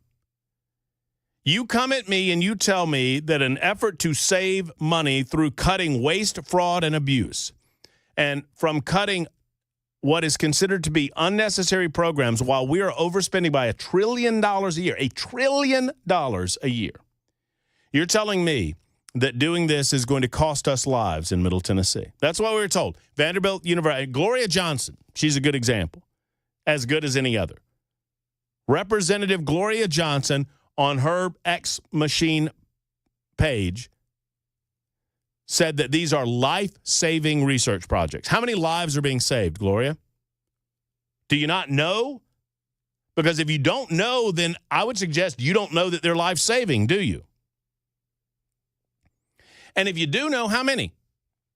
1? 2? I love it when liberals like to play this game. Well, if you cut off our money for this research, if you cut out our $15 million a year, or in some cases our $1 billion a year, or whatever amount of money it is, then if you cut this money out, you're going to cost lives. How many lives? It's kind of the reverse of, I've been told this for years too. If we can save the life of one child, the money's worth it. Really? Is it? So we're going to overspend by $1 trillion a year, guaranteeing that the United States of America is going to fail as the last bastion and beacon of hope for freedom and liberty around the globe. And we're going to save one kid? Oh, that sounds awful, doesn't it? It's called risk analysis. We do it every day when we get on the roads, right? Every day when we get on the roads, we risk running into a tanker truck and dying. Every day. Someone dies in an automobile accident every single day. If we no longer had automobiles, we would no longer have automobile accidents. If we no longer had automobile accidents, people wouldn't die in them. So I would suggest that every day that we allow people to get into their cars and drive on our highways, people are dying. Why are we allowing this to happen? Why indeed? It's called risk analysis. The benefit is worth the risk. What is the benefit of DOGE? No one in the mainstream media will tell you any of this. The benefit of DOGE is saving America. If we continue to overspend in the manner that we are, if we continue to fund programs with fake money, we will cease to exist as a nation. That will take the form of centralized government overtake of our regional sectors. We will become a socialist country. It is what happens when countries financially fail. And I can point to you any number of examples. And sadly, a creep of socialism and overspending is what devalues currency to the point that all of this occurs. So don't talk to me about, oh, well, if we could save the life of one child, all of this money's worth it. Not necessarily. I'm sorry, I'm not going to play your little emotional game with you. Not necessarily. One kid, $1 trillion? I think we're going to have to roll the dice on this one, Gloria. I love this guy's name on line 4. Murphy. What's going on? What's happening, man? You know, interesting time to be alive, isn't it? I took some advice. I try to laugh, think, and cry every day. It's probably good advice, good, healthy advice. Uh-huh. My grandfather was on the CCC, the Colorado Chicken Council. He called me just a little bit ago because he heard your story, and the chicken's nickname was Mike, but his actual given name at birth was Joe. Mm-hmm. Yeah, apparently the family's originally from Delaware. I gotta go. No head, no brow. Oh, Murphy. Murphy waited a good amount of time to tell that joke. It was worth it. Murph, I love you. You call back anytime. Murphys go to the front of the line, by the way. Don't lie to me, though. I'll know. Murphy's to the front of the line. His original name was Joe. Now, that's a true story about Mike the Headless Chicken. And by the way, some of you people on the super text line need to slow your roll. Murphy, if it's a chicken and it's male, we call those things roosters. I think I'm right. Y'all go ahead and duck, go me on this one. Or in this case, chicken, go me on this one. I think I'm right that chickens are all of them. Roosters are males, hens are females, chickens, that's all of them. That covers the entire species. Am I right? Now, I would assume that Mike was not a rooster. Mike was a male chicken. Yeah. According to Wikipedia, Mike was male. All right. I mean, I guess that's why Mike became a fryer and not a layer. I mean, because I don't think he's laying many eggs, but I do believe that Mike was, I mean, at least according to Wikipedia, he's listed as male. A male Wyandotte chicken. Well, we didn't name him Mary. I mean, back in the 40s, they didn't ask him their pronouns. Mike couldn't have answered anyway. Death by choking. Got no head. I know, it's sad. They left his, can you imagine how, like, if it's old Farmer Lloyd and his buddy, let's just pretend that I'm Farmer Lloyd. Yeah. And you're my handy assistant, Weber, my farm hand. Yeah. And we're on the road, and you forgot the syringes back at the place where we were showing off Mike and making our thousands of dollars a month. And then Mike chokes to death. How angry I am at you for forgetting the syringes. And then I'd tell you, I told you not to shove that piece of corn down there. I mean, somebody got in a lot of trouble because the gravy train keeled over and choked to death in a hotel room somewhere in the middle of America. That's tough. What if they still ate him? I think the meat was still good. Yeah. Milk-fed chicken? Can't waste them. I mean, come on. Yeah, you don't. Might as well. God love you. I don't know if you name it. If I name it, I don't eat it. No. That's my rule. Can't do it, man. No. He didn't have a face, though, so I think I'd be all right with eating him. That's true. Isn't that wasn't that the vegetarian mantra? I'll eat anything without a face. Well, took care of that. And then I've heard that before. Hey, I tell you what, while we're talking fun and frivolity, I want to talk to my buddy online on the hotline for just a moment because I make a point when I talk to you about Safe House, Nashville Safe House, to remind you that what you are ultimately doing when you buy a safe from Nashville Safe House is you are protecting those things that protect you, your family, and your valuables. And Mark and I were talking offline about the uptick in burglaries in and around Davidson County in the Nashville area. And Mark is on the line, our man from Nashville Safe House. I talk a lot about him. Now you get to hear from him. What's up, Mark? Well, I've actually changed my name to Murphy. But, you went right to the front of the line. How about that? There you go. Lucky me. How many safes you got over there on the showroom floor right now? 200, you think? 223. but who's counting? Well, apparently you are. I want to sell some of those because look, I mean, you and I were talking off air and offline about this, but burglaries are going through the roof in Nashville, right?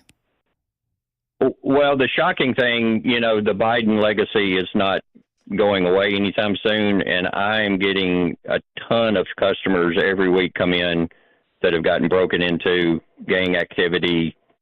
I mean, it's getting disturbing. And of course, I have a unique position being in the safe business. A lot of people come in and go, "Hey, Mark, my neighbor got broken into. I got broken into." And we're talking in a lot of the high-end neighborhoods, not that the other neighborhoods aren't important also, but I mean, we're talking major stuff, and they're cutting safes open, cheap fake safes that, you get from big box stores or furniture stores and stuff. But, they're cutting the safes open, stealing them, breaking into houses, stealing everything. But I'm really surprised in the news there hasn't been more said about this because, I mean, from the people coming in talking to me at my showroom, it's a pretty big concern. I saw an article, I want to say this is right, that on Valentine's Day, Nicole Kidman and Keith Urban got broken into. Mm-hmm. I saw that article. They did. Yeah. Yep. I mean, so... they definitely need to come talk to me. I mean, yeah, so absolutely. I bet that get themselves one of those nice vault doors that you've got. You know, that's true. Safes and vault doors, that's for sure. Well, look, sure. you've got a size and a shape for any budget. You've got a size and a shape for any room, in terms of space. But people need to do this just to protect themselves and to protect their valuables. And obviously there's never a better time to do it right now. I know you always have rebates going on. Obviously, you're always sales tax free. To start, there's one starting in about a week, so come down and see me. Mark, we invite people to get over there. I say it's across from City Cemetery. That's kind of a location that everybody knows. But you're 4th Avenue South, right? Yes, sir. 1004, 4th Avenue South. Can I do a public service announcement real quick? I would love it. So the big thing, I've seen this from customers, these criminals are putting trail cameras in people's yards to watch their movements. Mm-hmm. And when they're gone, they break into their house. So if anyone's listening to this, go look in your front yard or your backyard and make sure you don't have trail cams looking at your house. Holy moly. That's actually a really good idea. That's a great idea, and that's a scary thought that people are doing that. Yeah, and I've had multiple customers come in that have found trail cams in their yards, and one of them, a guy came back from his, he left, came back, he forgot something, came back to the house, and boom, someone was in his house, and he ran them off, called the cops, they came, they were walking around the yard and found 2 trail cams in his yard watching his house. Holy shnikes. Y'all protect yourselves. Yeah, so that's my public service announcement for the day. I mean, there's ways to protect yourself regarding, weapons and other technologies, but the bottom line is you need a safe for Mark and Nashville Safe House. Mark, thank you, brother. We'll talk to you soon. Good talking to you. Yeah, man, absolutely. Always a pleasure. There's Mark from the Safe House, NashvilleSafeHouse.com. That's NashvilleSafeHouse.com.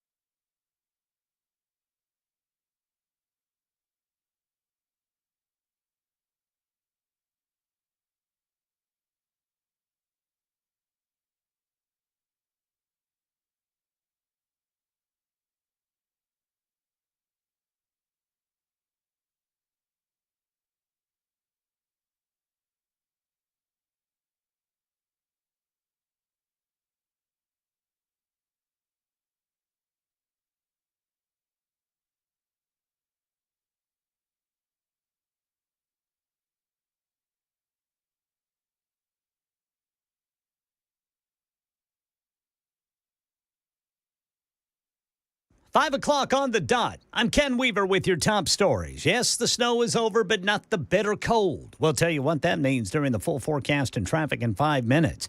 And right now in Tennessee, one of the nation's largest providers of power is asking us to reduce use during this bitter cold snap. Channel 6 in Knoxville says TVA, Tennessee Valley Authority, has alerted local power companies that greater power conservation efforts are necessary to avoid service interruptions. Suggestions are that you turn off any decorative lighting, turn down the thermostat, delay using large appliances like dishwashers. And right now in Nashville, Metro Council member Courtney Johnston tells WTN's Matt Murphy advancement of Fusus crime-fighting technology that lets businesses give police access to security cameras was abruptly stopped at last night's council meeting. So last night we were on second reading. There was 4 or 5 amendments that people have had. But anyway, we were in the middle of the discussion. At the end of our agenda, there was only 2, I think, items after this particular vote.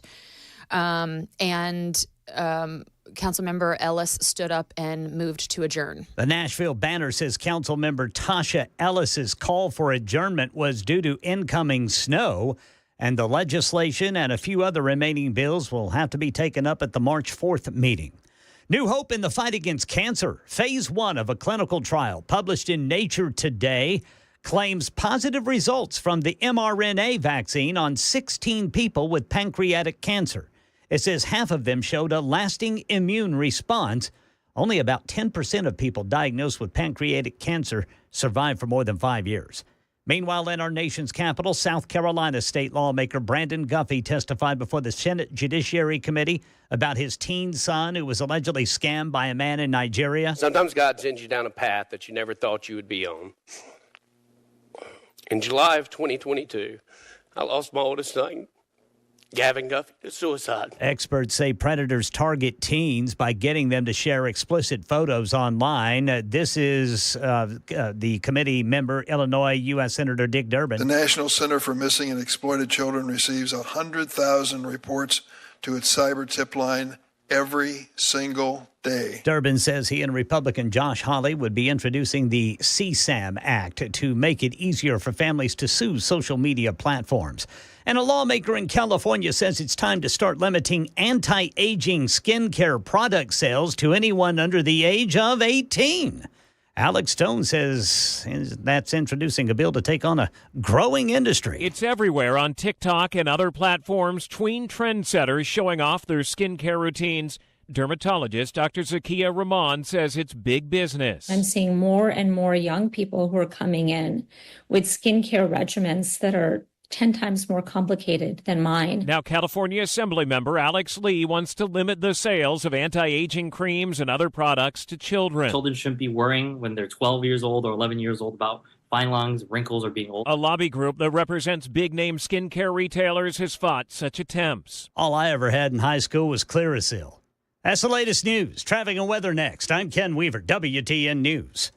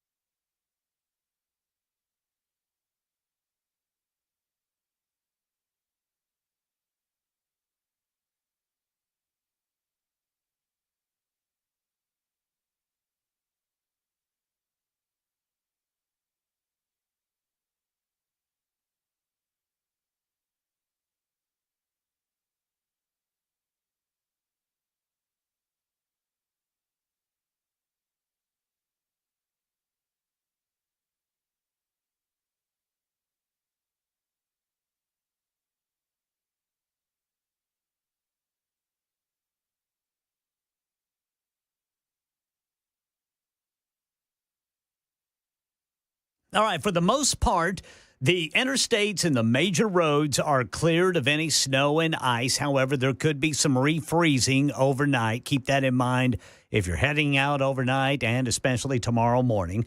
As for crashes and stalled out vehicles, very little problem out there right now. We still have that thing going on from this morning in Portland where an overturned semi is blocking the left lane of 65 southbound at exit 117. Traffic every 10 minutes every morning on Super Talk 99.7 WTN.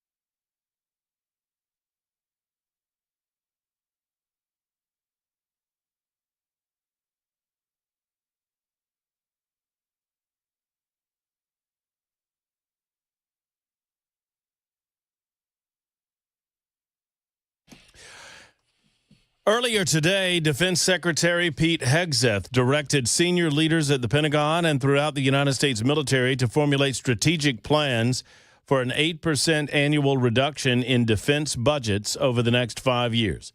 That, according to a memorandum released earlier today, leaked earlier today.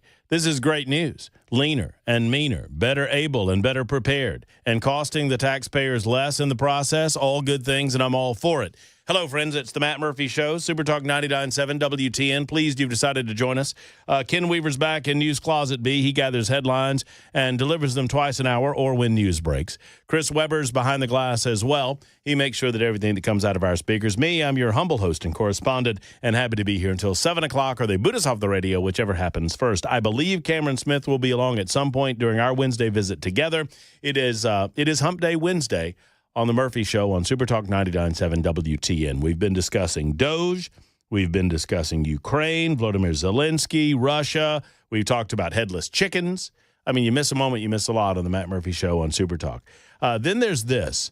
Real quick, before I get back to some of your telephone calls, and by the way, you're invited to be a part of the show at any point, 615-737-9986. I originally saw this posted by Riley Gaines, good friend of the show. We've talked to Riley on numerous occasions about her effort to stop the interference by biological men into women's sporting activities, primarily at the NCAA level, but really all sporting activities. But it goes beyond that. Her efforts go beyond that, and our efforts go beyond that to stop this mutilation of children. And that's the only way that one can describe it. I understand that gender dysphoria exists. I understand that it is way overdiagnosed, and sadly, part of our culture in the United States of America and beyond has become that which, if you want to feel different, if you want to feel exceptional, if you want to feel unique, and you're at a particular age where those things are very important to you, you just declare yourself as a they, them.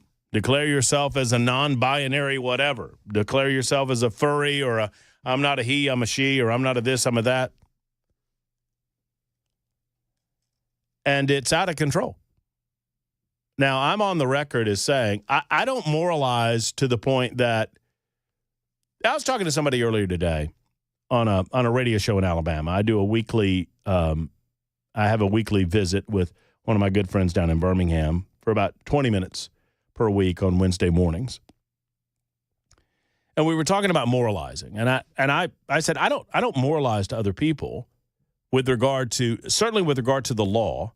Now I live my life a certain way. I hope you live your life a certain way, and but in a liberty-loving country, in a place that values freedom and liberty, I do not get the law involved in how you lead your life unless and until you are damaging or at risk to damage the rights of other people or to harm the rights of other people.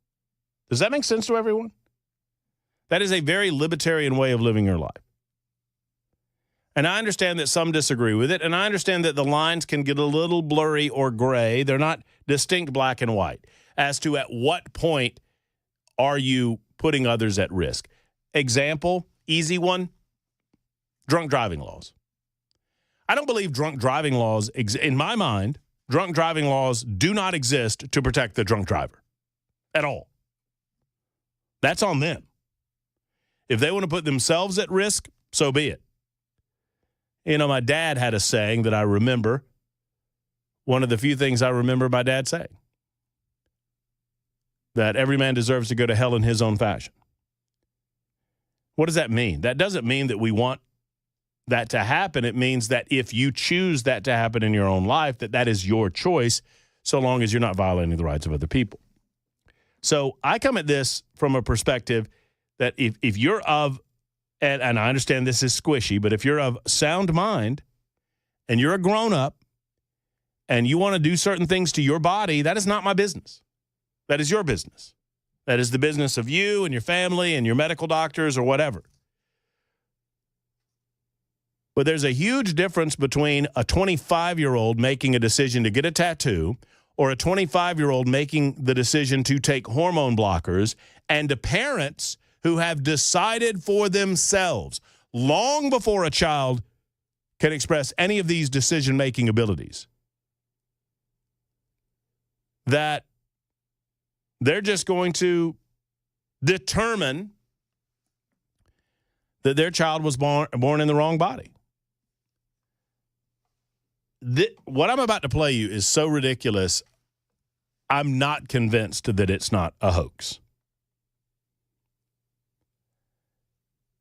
It comes off as a sick joke. What you are about to hear is a video. You can find it on my X page, at Matt Murphy Show, formerly known as Twitter, at Matt Murphy Show. It is a woman that is, she's got an accent. I don't know where the accent's from. It's like Australian, maybe New Zealand.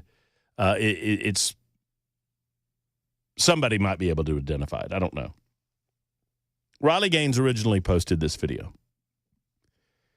It's about a minute long, and the woman is sitting in front of a camera with a baby, a 14-month-old baby. And I want you to listen to this. So here is my transgender baby. Her name is Bella. Bella was born a boy, but now uses she, her pronoun. I am in the middle of trying to get a doctor's appointment in order to secure some medication to stop the male hormone taking over. Bella is 14 months old and is thriving in her new body. Now she's able to be who she was born to be. Trapped in the wrong body at such a young age has had a massive impact on young Bella's mental health. But with the right medication, we are going to get through it as a family. Just secured a grant as well to help Bella in her transition. So all costs have been covered and it's such a relief. She gets to be who she wants to be. This is all she's wanted for years now, and we couldn't be any more happier. It almost comes off as a sick joke. All right, the noise you heard was Bella being very comfortable in her own pronouns. She was banging on the computer and doing what 14-month-old babies do. If this is real, now I don't know where it's from. At some point, we have to decide that these parents are mentally incapable of having children and that they need to have their children taken away from them. And I don't say that lightly. I am loath to agree with a state, a government that is big enough to be able to do that sort of thing. But at some point, you have to think of the rights of this 14-month-old child. There is zero chance that any 14-month-old can make any of these decisions. A 14-month-old can't feed themselves. A 14-month-old can't clothe them. I mean, obviously. I would argue that a 14-year-old can't make these sorts of decisions. This is a sick and extreme example of what's happening all across the world and right here in the United States of America and right here in Middle Tennessee. One of the reasons that I was so proud of Matt Walsh with the Daily Wire when he exposed some of what he exposed at Vanderbilt Medical Center is because without that exposure, they would continue on with the quote-unquote medical research that they were engaged in. This nonsense has to be called just that. This is garbage. It's nonsense. It's sick. And people that exhibit this type of behavior they don't need to be mollycoddled. They don't need to be understood. They don't need to have any sort of doctor anywhere in the United States of America confirming their misguided mental illness. They need to have their children taken away from them. And at worst, confined to a mental institution. This woman is mentally incapable of having a child.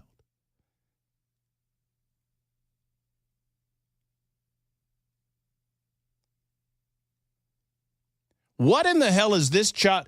I mean, we hear story after story after story. Now that we have seen this happen over the last 5, 10, even in some cases 15 years, you hear all of the stories of the individuals. Chloe Cole is one of them. Angry at their parents, angry at these doctors for not having the discretion and the understanding to know that a 13 or 14-year-old cannot possibly determine that specifically gender dysphoria, it is what is causing that teenage anxiety. And to err on the side of caution as opposed to cutting on 14-year-old children, mutilating 14-year-old children, permanently altering their body configuration by giving them hormone blockers and puberty blockers and other types of medications that are irreversible. Irreversible. Even if there isn't any cutting, these blockers can irreversibly damage the growth of our young children. And many European countries who were ahead of the United States of America by 10 or 15 years are recognizing this. And they're reversing their laws on these barbaric procedures. And once again, I don't know where this woman's from, but it fascinates me that we are not willing as a society, as a world, as human beings with brains that God put in our bodies to recognize that this is wrong. And this woman's all proud. Oh, I got the grants. Oh, I got the grants and all of it will be paid. Well, yeah, I bet you did. If I didn't know any better, I would feel like it's all about the money for you. Sicko. Mike's been holding on in Old Hickory. Hello, Mike. How are you? Pretty good. How are you? I'm great, Mike. Thanks for calling in. Yep, I'm going to say one thing. We're $36 trillion in debt, $2 trillion on an annual basis, and we keep electing these fraudsters, liars to run us. And then when I see a poll showing that Donald Trump and Doge are at 53%, it shows me that we got 47% that don't even believe it. We're in trouble. This country in next year's elections is going to prove it. Because if Donald Trump and Doge doesn't actually get things done this year, they're going to get thrown out next year, and we're going to go right back to the very things you've been talking about. Well, it's well spoken, Mike. And, sadly, you've got about 40% of the country, maybe not quite 40% of the country. And thank you for the call, Mike. But I think that's fair. I think about 40% of the country, they're going to disagree with everything that Donald Trump says. Roughly that number, regardless of what he did, no matter how good the country might be doing economically and otherwise, no matter how many successes he has on the world stage, and certainly no matter the amount of money that we save through the Department of Government Efficiency, about 40% of America, they're just going to disagree with it because that's what they're going to do. They're mindless. They don't think about things. They simply see the name Trump and their TDS flares up, and that's all they can do. I'm proud that we have over 50% of the nation recognizing the importance of this issue. I've been talking about it for 25 years, and it has only gotten worse. Hopefully, this is the beginning of making it better. And look at the number of media outlets that instead of applauding the success, all they want to do is nitpick the failures. Instead of applauding the accomplishments in a short amount of time, all they want to do is talk about those roadblocks or those obstacles in the roadway to success. That's all they want to do. It is a sickness in and of itself, too. 21 after the hour. Super Talk 99.7 WTN.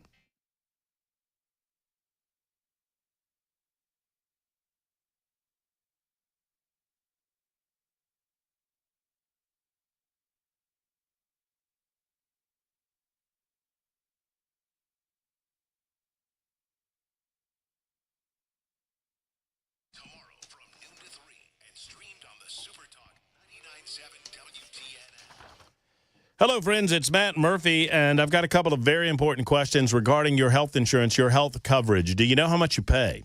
That's first and foremost. More importantly, and you might know the answer to that question. You might know how much you pay on a monthly basis or on an annual basis. Do you know how much it really costs you?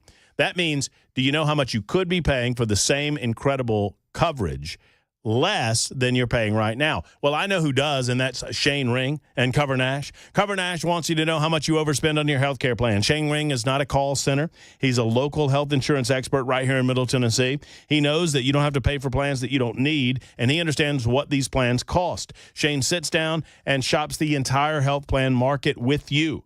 Every health plan available to him. Cover Nash wants you to be informed. You can sit down with him in his office in Brentwood and go over this firsthand to find out exactly what your savings could be for the same coverage. Or if you're uncomfortable with the current coverage you have, he can tailor a different plan that covers what you need. Don't get taken advantage of. Don't overpay. Take control of your money and your health coverage managed by you, not by the government. Go to covernash.com. That's covernash.com, or call 615-465-0023.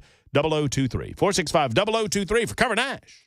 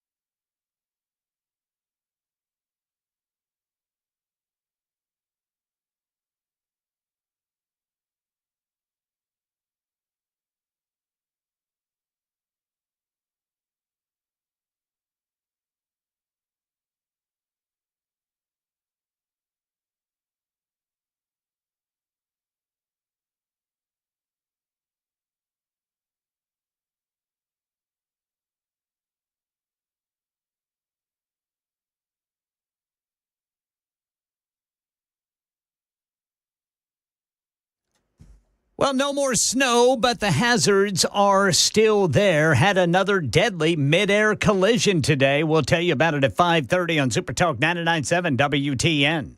Super Talk 99.7 WTN. I mentioned this story. It's I'm looking here at WSMV4. Nicole Kidman and Keith Urban's home was burglarized, but never you fear, it was not their Nashville home. And so I don't want to confuse folks. I will admit to you that when I first related the story, I thought it was their Nashville house. It was not. It was their house in Los Angeles. Police say suspects smashed a glass door and ransacked the home before taking off. Unclear what was stolen. Kidman and Urban were not home at the time. Sources say the couple was not specifically targeted as, Nicole Kidman and Keith Urban, outside of the fact that their house was targeted. A string, I should say, of recent burglaries at celebrity homes, including athletes, etc., in the greater Los Angeles area. So that was their Los Angeles home, which looks very lovely, by the way. I'm looking at an aerial photograph of their home that looks very nice. No word on whether or not Keith Urban's studio is secure. You could go look. I'm not climbing that fence. Oh, no. Do you know he wanted to put up a fence on the road? Did y'all know that? Like in the little cul-de-sac? Mm-hmm. He wanted to fence off the. So for those who do not know, and by the way, Cameron Smith joins us at an inopportune time. Yeah, as always. Whenever. Yep. Just wander in. And just come on in. That's all good. That's how we roll. There's Ken Weaver in the background. I like it when I bring up a subject that gets Ken's head in the. I see Ken's head do this. Ken laughs pretty much every time I show up. He's like, "Oh, there he is, that guy." I just love the way Brother Cameron, he does. He just comes in. Yeah. He just, pops in whenever, And we love it. No, we do. I mean, he's family. It's your family. Yeah, absolutely. Look, how you know your radio family is whether you press your own buttons. Mm-hmm. If you can press your own buttons, it's pretty serious. Yeah, you press a lot of buttons around here, I do indeed. Keith set up shop next door to us. If you know where we are, at the butt end of Music Row, I like to say, or the dead end of Music Row. Keith set up shop right next to us. He bought a little. Am I allowed to say any of this? I guess I am. I am. You're saying it. So. I'm saying it, so I suppose I'm allowed. Anyway, one way or the other, Keith set up shop, and he wanted to. He requested the city that he put up a gate, like right at the end of our building, blocking off the entire cul-de-sac. Wow. Thought he owned the street, huh? Really? Yeah. That's an interesting take. Where the encampment used to be? Yeah. Yes. That would be correct. I like the fact that Urban is now over there because I think that's probably going to prevent the encampment from ever coming back, I would think. I would think so. Although there was a suspicious-looking van parked in the... That van's been there for a hot minute. Yeah. And I don't know what's going on inside that van. Don't want to know what's going on inside that van. I can smell it from here. Oh, my goodness. Well, that's uncomfortable for everyone. It's very...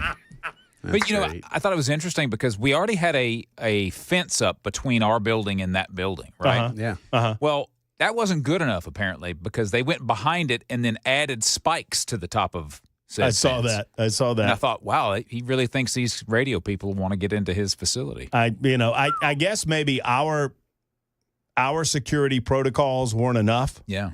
Because, frankly, there's one side of our building, I don't want to get too specific here, but there's one side where it's always closed.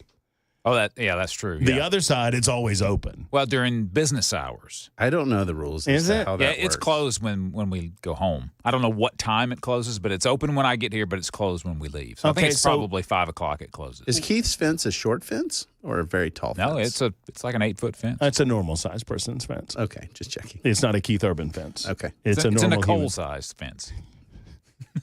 Got it. Maybe he's got a bunch of stalkers after him. Every so often I think, man, maybe Keith Urban enjoys the show. And then, the last 30 seconds happens. And I'm like, well, maybe not. Well, Stalkers. I heard that Weaver stalkers. But stalkers, you know what stalkers, they get deterred by fences. They often are like, I was going to stalk, but there's a fence. So No stalking anymore. Yep, that did it. Stopped one old boy from asking Taylor Swift to marry him a couple of years ago. Yeah, there you go. Spikes are serious. Good fences make good neighbors. Yeah, that's what I've learned about all of I this. like them. 31 after the hour. Let's get to the news. Ken Weaver's got it. We'll continue the discussion. We'll break down the Ukrainian deal with my man Cameron Smith coming up next on Super Talk.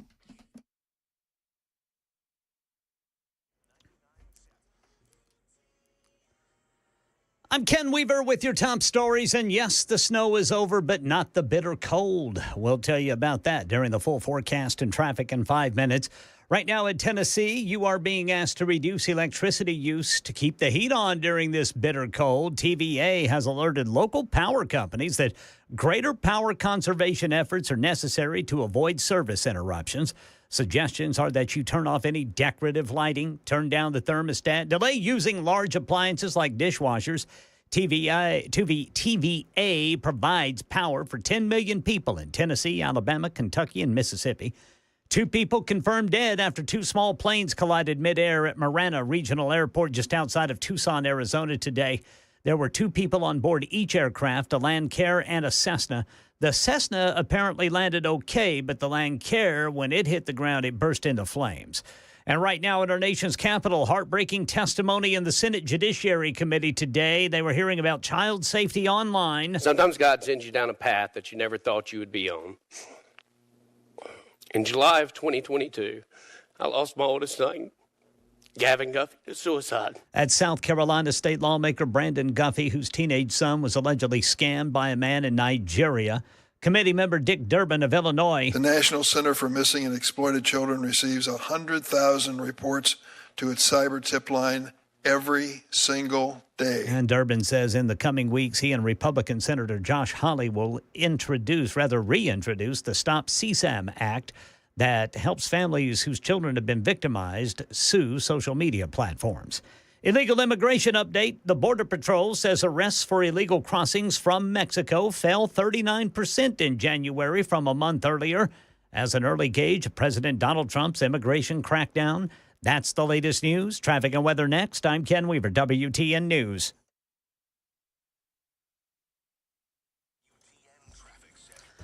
So it looks like the interstates and major roads are pretty much clear of any snow and ice. However, there could be some refreezing overnight. We're going to be very, very cold. So keep that in mind heading out overnight and again early tomorrow morning. Right now, the only crash I'm seeing right now on 65 southbound. Well, actually, we've got 2 on 65 now. Let's get to the new one. This is in Franklin. Actually, it's not a crash, just a stalled vehicle. Still, you got to get over and get by it. It's on the right shoulder at 65 southbound before exit 61. And then in Portland, we still have that overturned semi blocking the left lane, 65 southbound at exit 117. Traffic every 10 minutes every morning on Super Talk 99.7 WTN.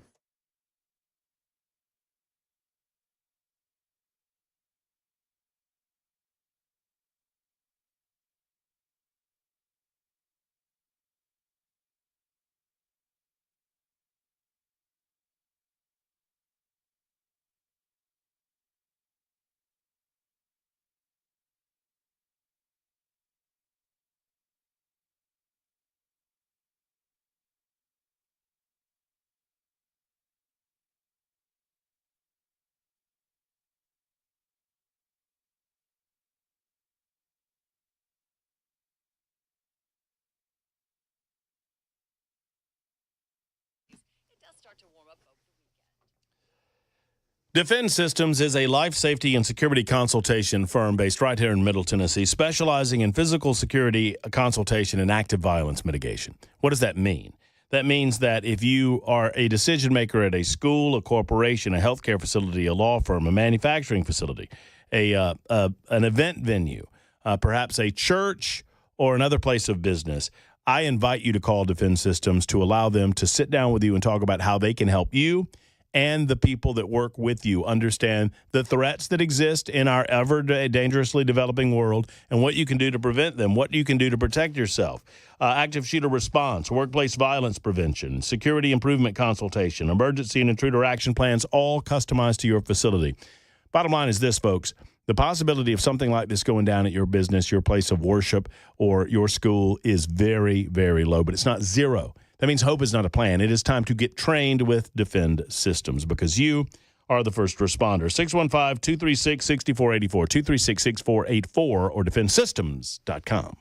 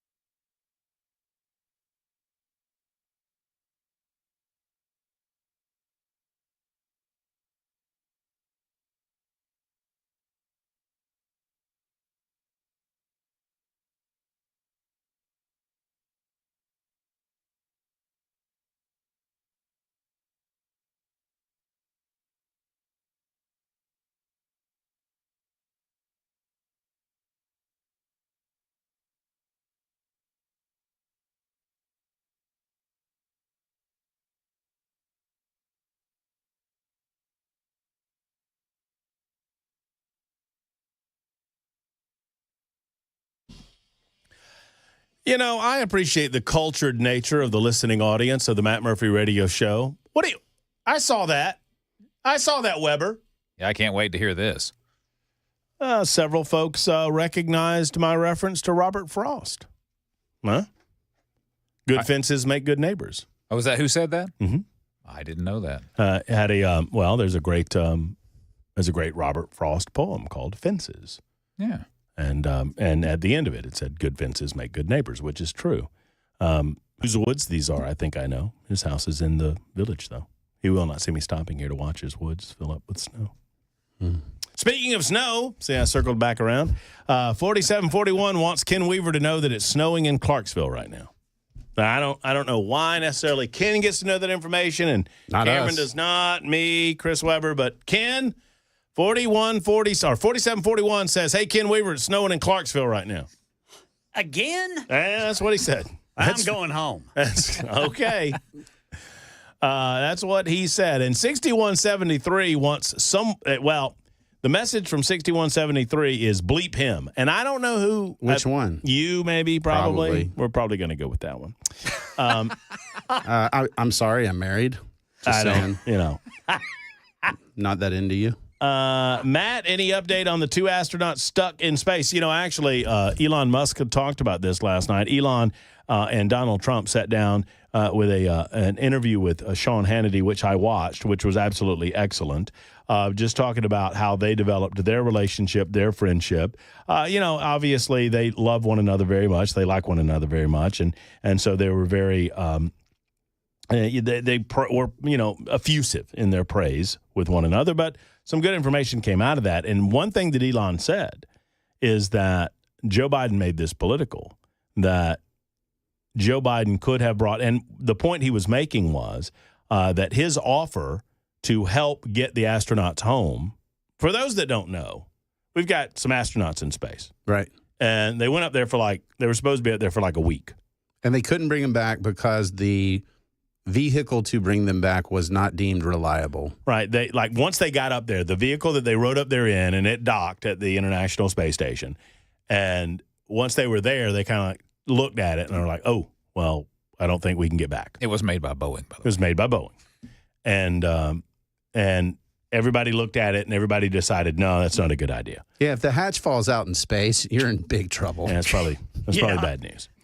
So it was decided that they couldn't come back immediately. They've been up there 9 months now? It's been a long time. Long time.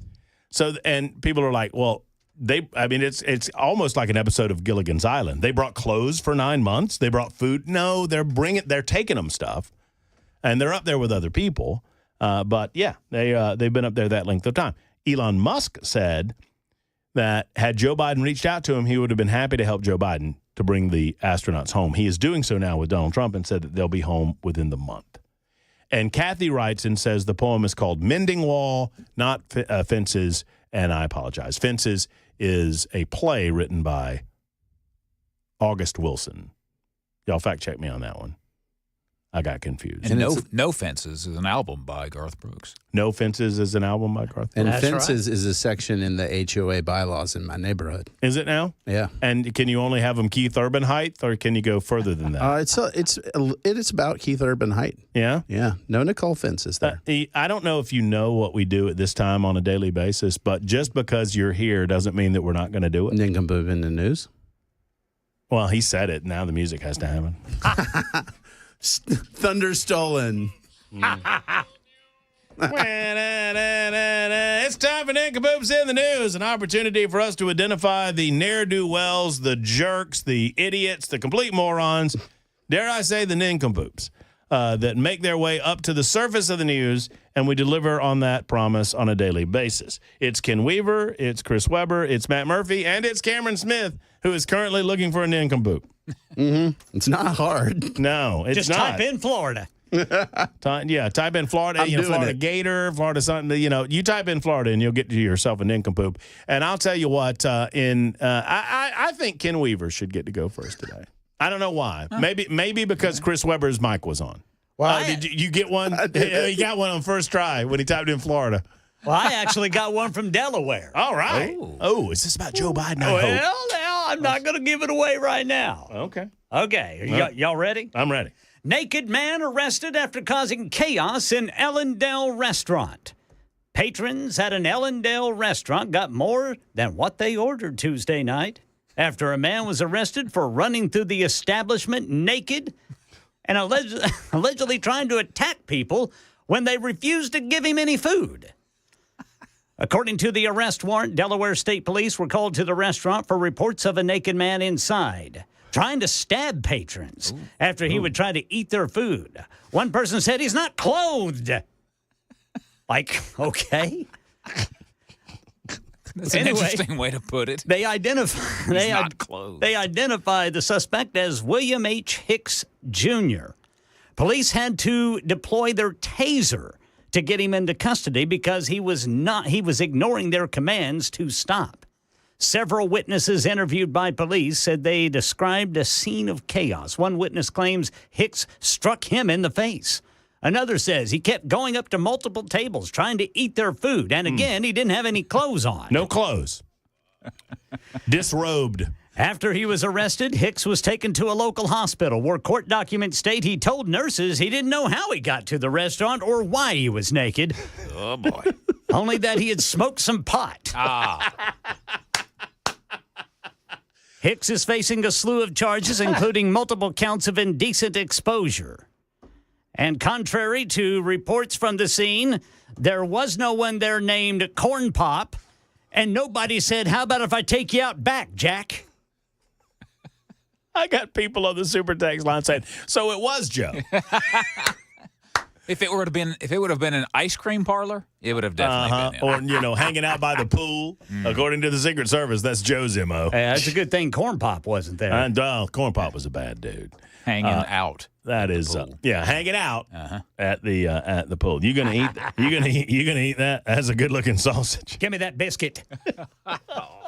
Oh my goodness. You want to see some biscuits? Cameron, you want to go next? Yeah, I will go because all I did was search Florida man. And I clicked on the first thing that popped up. And this is what we got. First of all, I was laughing uncontrollably because this mugshot of this guy is just hilarious. That's good stuff. It's rough. A Florida man is expected to be arraigned on 2 felony counts of attempted murder Tuesday after he allegedly shot and injured 2 men he thought were, quote, Palestinian. Officer Christopher Bress, a spokesman for the Miami Beach Police Department, told CNN the victims were tourists from Israel. Mordecai Brofman, 27, was arrested in Miami Beach, Florida, late Saturday after allegedly firing 17 times into the victim's car, injuring both the driver and passenger. They didn't pass away, thankfully. It should be noted, this is the police affidavit, that while in custody in our interview room, the defendant spontaneously stated that while he was driving his truck, he saw 2 Palestinians and shot and killed both. Goodness. And it's a real person.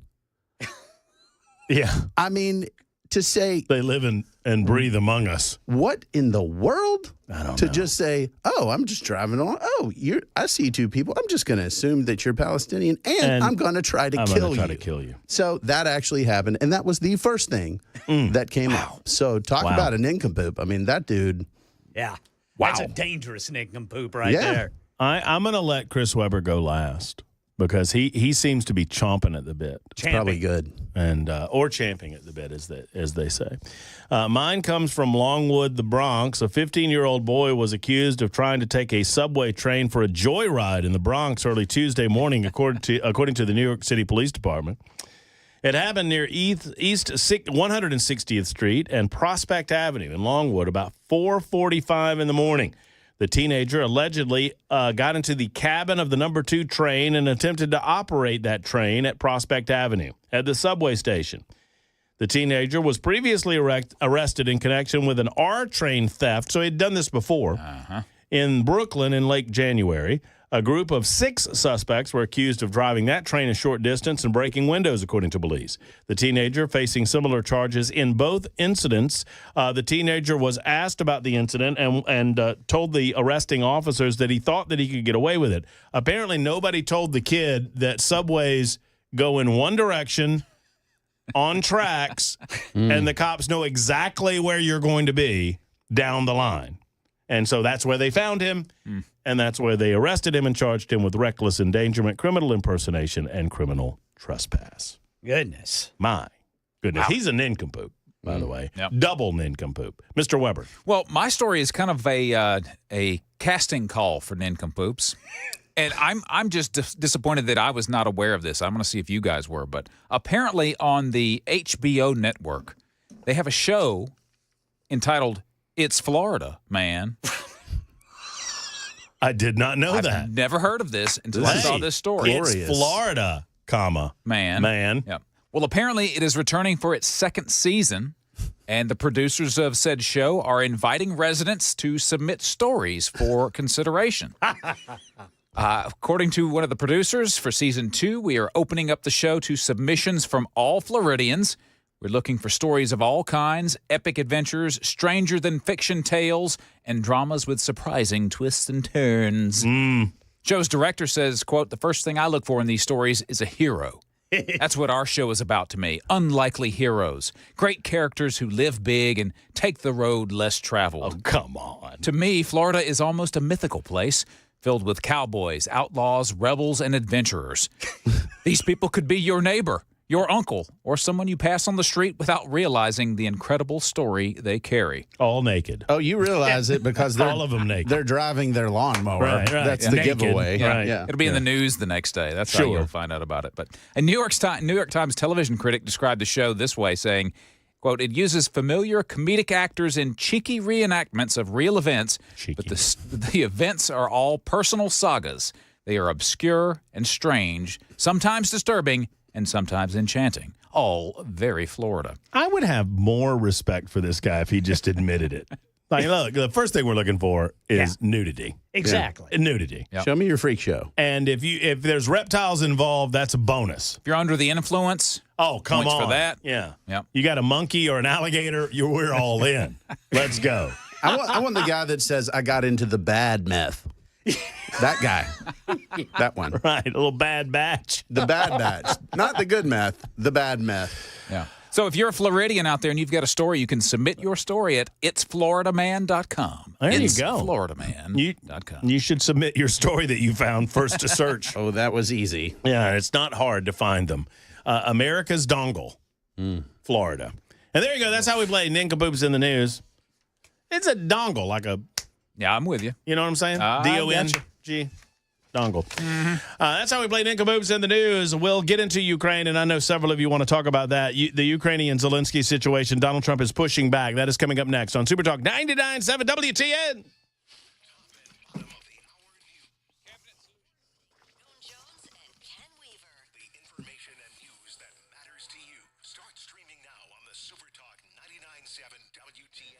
Hello, friends. It's Matt Murphy, and I am joined by Tony from Cabinet Solutions to tell you the wonderful things that are going on in Hendersonville and all about this big grand opening that's coming up, an open house, I should say, that's coming up on March 1st. What's going on, Tony?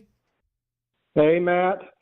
Let me I just want to let our viewers, our listeners know that, unlike typical cabinet companies, we offer 15 different brands of cabinetry, which means they have many price points, options, colors, door styles to choose from, whether they're traditionalists or they love the craftsman look or they like the super modern designs.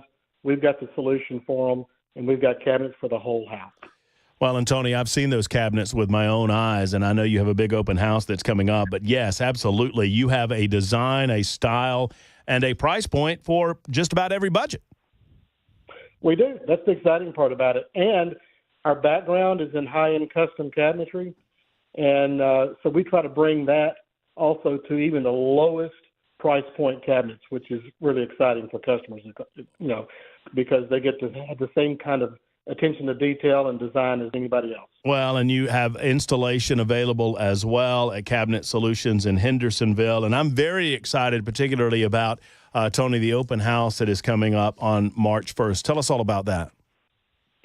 Well, it's the first time we've ever done anything like this. We've never offered a sale before, and we're offering a 15% off this time.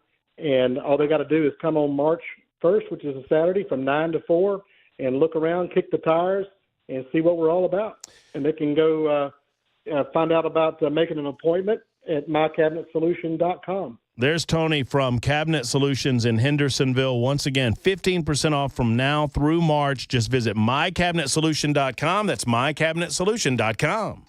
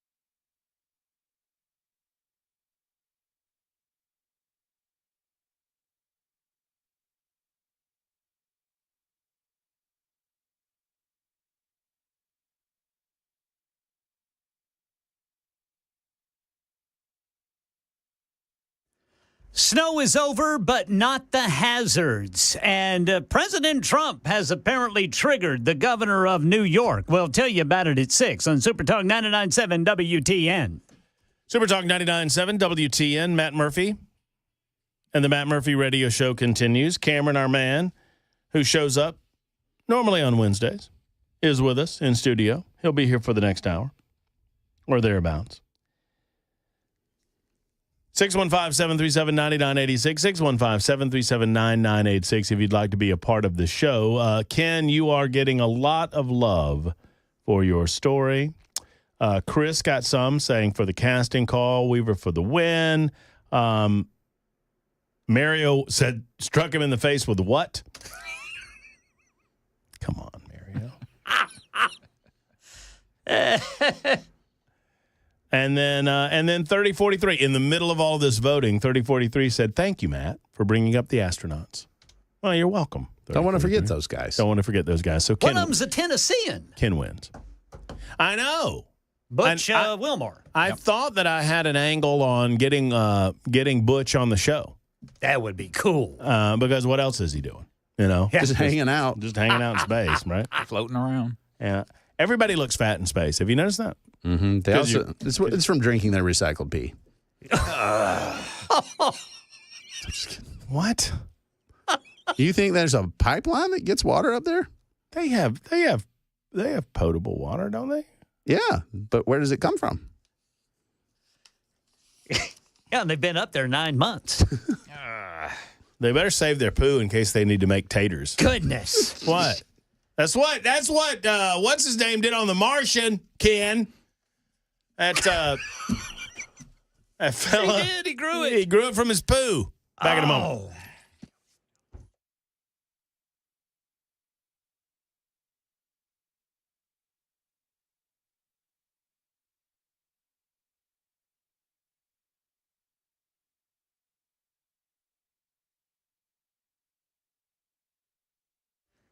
6 o'clock on the dot. I'm Ken Weaver with your top stories. The snow is not over. In fact, it is snowing now in parts of Middle Tennessee. I just looked at the radar, and Clarksville, Hopkinsville, Russellville, even Bowling Green, and just a little bitty dot of it over Franklin right now, getting some snow. So the snow is not over, and neither is the bitter cold. We've got the full forecast and traffic in 5 minutes. Right now in Tennessee, Tennesseans and others being asked to reduce use of electricity to avoid any service interruptions during this bitter cold snap. TVA, which provides power to utilities that serve 10 million people in Tennessee, Alabama, Kentucky, and Mississippi, alerted local power companies to suggest customers turn off decorative lighting, turn down the thermostat, and avoid using large appliances like dishwashers. 2 people confirmed dead after 2 small planes collided midair at Marana Regional Airport in Tucson on Wednesday. That's today. These 2 people, there were 2 people on board each aircraft, a Lance Air and a Cessna. Officials say the Cessna landed okay, but the Lance Air missed the runway and burst into flames. The FAA and NTSB will investigate. Reaction to President Trump during a second day of emergency talks in Paris. Europe reportedly scrambling to figure out how to coordinate its response to Trump's latest moves on Ukraine. French President Macron holding a second day of emergency talks on Ukraine as President Trump urges Ukrainian President Zelensky to move fast for peace or lose Ukraine. Macron gathered the leaders of 19 countries, including Canada, and later told French media Russia poses an existential threat to Europeans, adding France and Britain are open to potentially sending peacekeeping troops to Ukraine. German Chancellor Olaf Scholz has previously said it would be inappropriate to have that debate at this time. Now, President Trump has New York Governor Kathy Hochul fired up over the Department of Transportation's attempt to block New York City's congestion pricing program. I don't care if you love congestion pricing or hate it. This is an attack on our sovereign identity, our independence from Washington. And she wasn't done. President Donald Trump tweeted, "Long live the king." I'm here to say New York hasn't labored under a king in over 250 years. And we sure as hell are not going to start now. You'll remember on President's Day, whenever there were protest rallies across the nation called the No King rallies. Right now in our nation's capital, senators on the Judiciary Committee say they are going to reintroduce legislation that helps families whose children have been victimized sue social media platforms that fail to safeguard their content. That's the latest news. Traffic and weather next. I'm Ken Weaver, WTN News.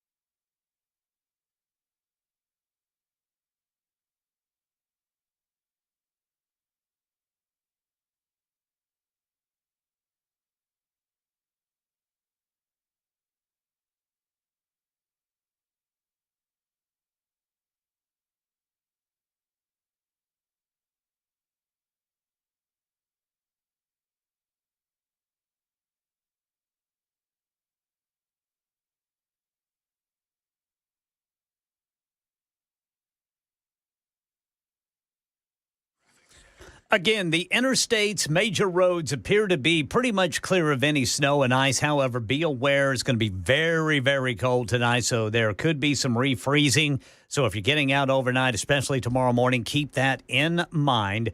Only one crash I'm seeing affecting the interstates right now, and it is on 65 southbound at exit 117 in Robertson County. That overturned vehicle still blocking the left lane. That happened this morning. They're just having some trouble getting that thing out of the way there in Portland. Traffic every 10 minutes every morning on Super Talk 99.7 WTN.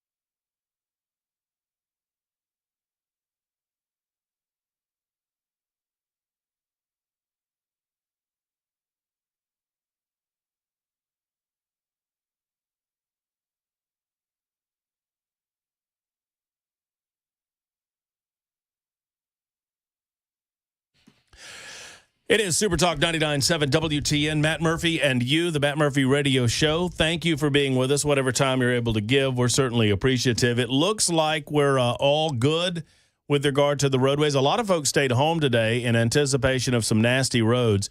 We had, depending on where you are, a couple of inches, maybe up to 3-4 inches, depending on your part of the state or your part of the region. If you're in Alabama, you can listen in Alabama. And if you're in Alabama, you got you got nothing. You got Not nothing. much.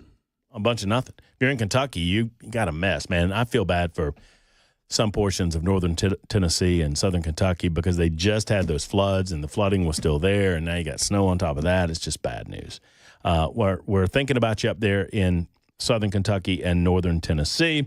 We're thinking about Cameron Smith. He's here. Hey, Cameron. Hi. How's it going? Good. Like that hat. That's a solid rig. Yeah, right my buddy Nick Woodard gave me this hat. I did a podcast for him, and he was like, "Yeah, this is my thing," and I'm like, "I'm representing the 615." Are you now? Mm-hmm. Well, it's the area. I mean, that's his thing. That's all of our thing. That's our thing. Yeah, right? He does real estate, so it's kind of his jam. I dig it. I dig that. Chris Weber's behind the glass. Ken Weaver's behind Chris Weber, and we appreciate those guys for being here as well. Let's dig into. I've been meaning to do this. Let's dig into where we are with the Ukrainian-Russian situation. So Donald Trump is attempting to get to the. I mean, he made it a campaign promise that he would achieve a stoppage of the bloodletting, right? A peace, if you will. And I guess one can have different definitions over what constitutes peace. Sure. But he's trying to get folks to the table. And he had this to say earlier today about the situation. Think of it, and this was on his Truth Social. Think of it, a modestly successful comedian, Volodymyr Zelensky, talked the United States of America into spending $350 billion. I think that might be a slightly exaggerated figure, but whatever. $350 billion to go into a war that couldn't be won, that never had to start, but a war that he, without the U.S. and a Trump, will never be able to settle. The United States has spent $200 billion more than Europe, and Europe's money is guaranteed while the United States will get nothing back. Why didn't Sleepy Joe Biden demand equalization? In that this war is far more important to Europe than it is to us. We have a big, beautiful ocean of separation. On top of this, Zelensky admits that half of the money we send him is missing. He refuses to have elections, is very low in Ukrainian polls. And the only thing he was good at was playing Biden like a fiddle. A dictator without elections, Zelensky better move fast or he's not going to have a country left. In the meantime, we are successfully negotiating an end to the war with Russia, something I'll admit only Trump and the Trump administration can do. Biden never tried. Europe has failed to bring peace, and Zelensky probably wants to keep the gravy train going. I love Ukraine, but Zelensky's done a terrible job. His country is shattered, and millions have unnecessarily died, and so it continues. as normal with a Donald Trump post, there's a lot to agree with, a lot to disagree with, and a lot to unpack, and some that, is not really worth unpacking. Where do you think we are in terms of our ability to negotiate a peace or a settlement in Ukraine? I haven't seen what's changed. What is it that it appears to me that Putin, for example, does not view, and you said this during the break, doesn't view Ukraine as separate from Russia, that it belongs to Russia and that it's wrong for them to be independent. It's trying to get the Soviet Union of Soviet Socialist Republics back together. Right. Like, he's been pretty clear about that. Right. So that's his goal. Zelensky and the Ukrainian goal is we want to keep Ukraine. We want to be a sovereign nation that is not under Russian rule. Mm-hmm. And those seem to be intractable positions. They do not seem to dovetail. And so my question with Trump's post is, what are you trying to do? Like, what is the end game? And I asked this of Biden, too. What you're saying, we stand with Ukraine. Okay, what does that mean? Mm-hmm. What is the goal here? Because I know for some of the listeners here that they think we have no strategic interest in defending Ukraine. Okay, that's fine. That's a policy position. Then we should just say, hey, we're done. We're going to cut off the spigot. Y'all work it out or y'all lose. And there's the other folks that say, we must protect Ukraine at all costs. This was sort of the Biden position of it doesn't matter what it is. Hey, well, as long as it's not troops on the ground. Like, he didn't go there, but it will give you money and stuff. I think he would have. Maybe at some point. But what I don't understand with the end game and sending money and then munitions and then training mechanism. I mean, that was my fear. There was a slow creep. Yeah, the half-pregnant war. Right, and this to me is the problem, is we had no clarity of goal with Biden, and then Trump posts this. What's the point? What are you trying to get at? Well, right. I mean, I think Trump during the campaign and for the first month of his presidency, and I don't disagree with you that the post that I just read you is a little bit all over the place, but the goal was fairly clear. I want to achieve peace. I want to stop the killing and stop the dying. Right. Okay. That has not happened. No, obviously it hasn't. And in answer to your question, I think many want or expect that Putin is willing to leave this without some form of victory that he can claim back in his home country. Right. I don't think it, and I don't like it, even saying it, but I don't think it's realistic that the bloodshed is going to stop without giving something to Russia. I think that's absolutely true. And so what that is and how that looks. But I don't what know. part? So in any war context, I was kind of thinking about this, like if we found ourselves in a similar position, that we've been attacked, and so to prevent future bloodshed, we've got to give something up. How would we respond as Americans to somebody saying, "Look, you can't win this. You got to give something up here"? I mean, we tell them to go to hell. I mean, we would lose our minds. Well, but is that statement true? What? Right. So if the options on the table in this circumstance are that if the United States of America withdraws monetary funding, which we are on the record as saying that's going to happen, then it's not going to get better for Ukraine. Certainly not. And it's not good for Ukraine now. Yeah. Those are the exact same conditions as the American Revolution in relation to the French. If the French did not, if Benjamin Franklin didn't do Vladimir Zelensky in France, we don't exist as a country.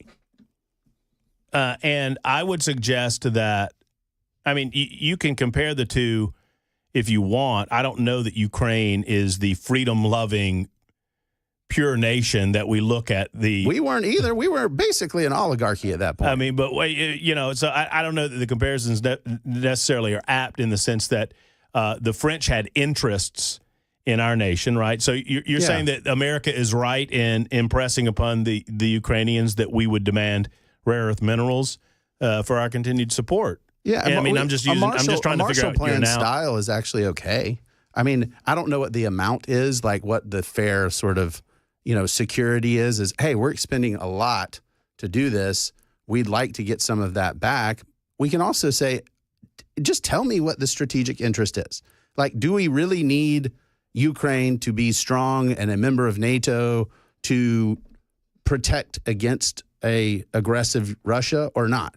And if we don't, then, okay, that's a different calculus. But I have yet to hear Trump or Biden or, frankly, anybody since this thing started tell me what our interest is, how we protect that, and what that actually looks like. So if we don't, right. So what is the American interest outside of our interest in certain aspects of the Ukrainian territory, like rare earth minerals? Yeah, this would be if we believe, and this is an if, I don't know the answer to this. If we believe that Putin's aggression will continue into Europe, we do have treaties with some of those other countries that the NATO nations that pulls us in, right?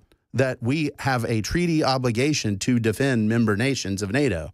And if we think, hey, protecting Ukraine is a more strategically beneficial way of holding Russia at bay than surrendering Ukraine and then having to hold a different line, okay, that's a position we can take. Well, I think through a negotiation that makes sense.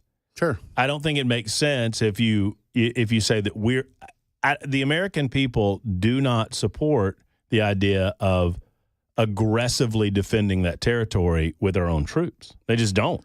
No, but again, using the analog to the American Revolution, the French weren't. It's kind of funny how some of the parallels work. Benjamin Franklin was literally, he wore a coonskin hat instead of a wig, and it really to come off as a rube. Right. It was just, hey, I want to show how American and exotic I am.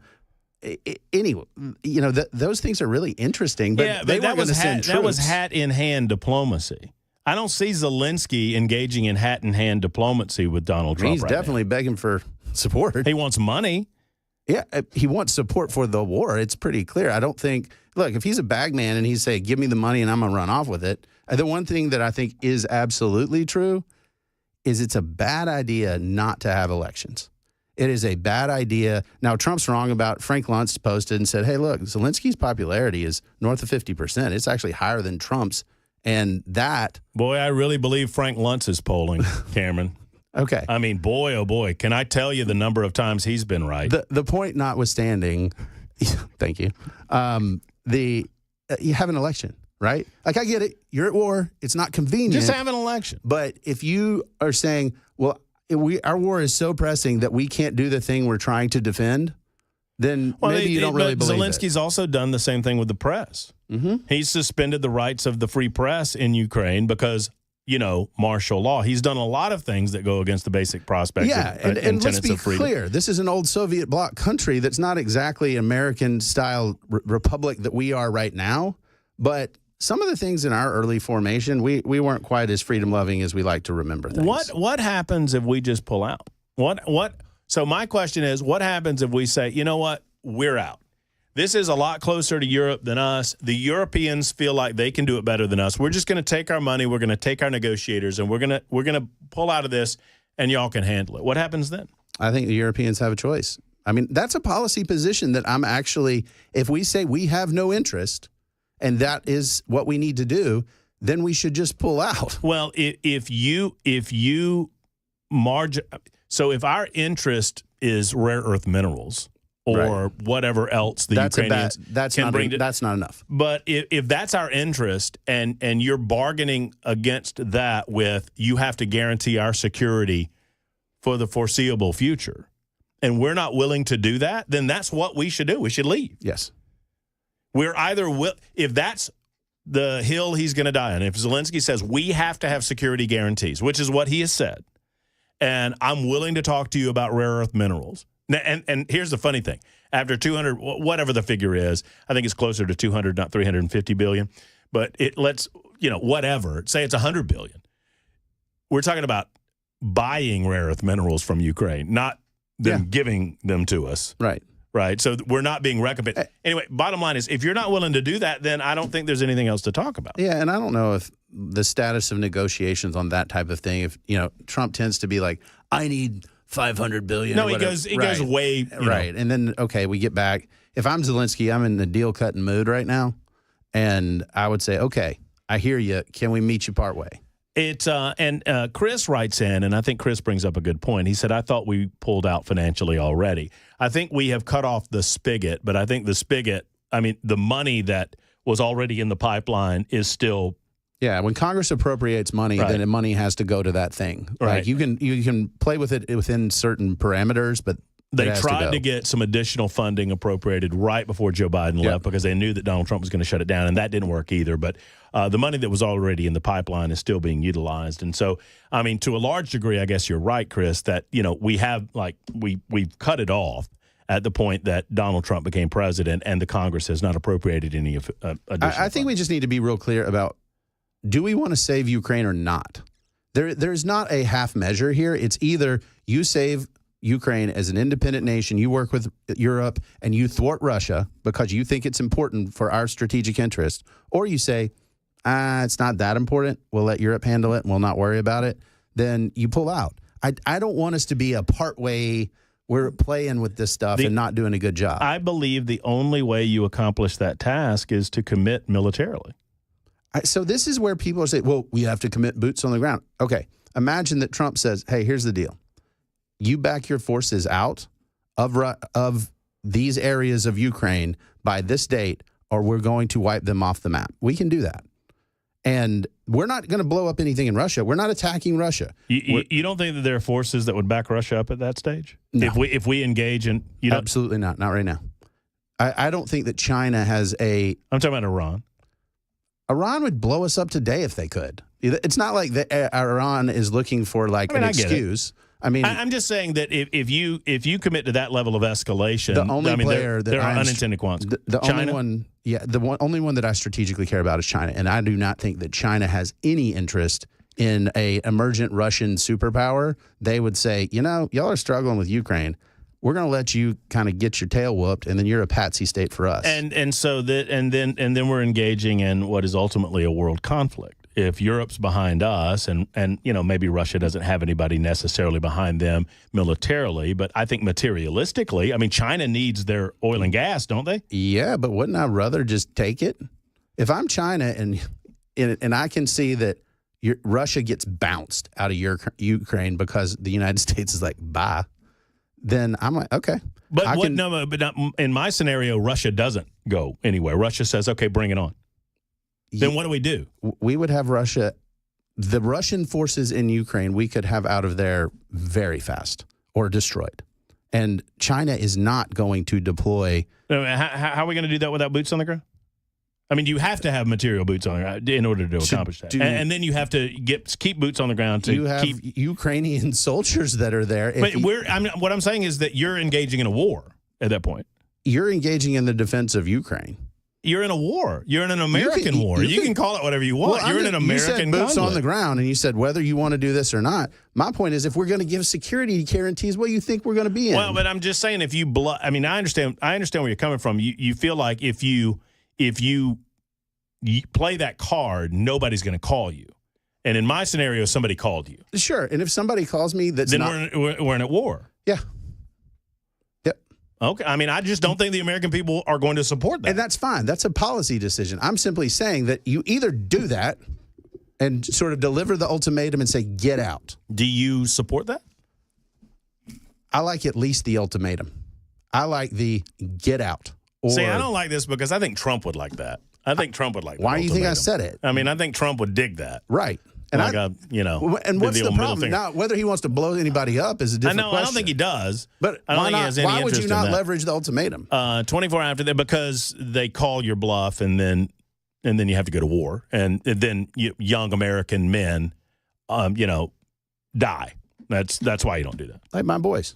That's why you don't do. That's why you don't play around with that kind of crap. I don't like war. 20. I like combat. 24 after the hour. I like breaks on Super Talk 99.7 WTN.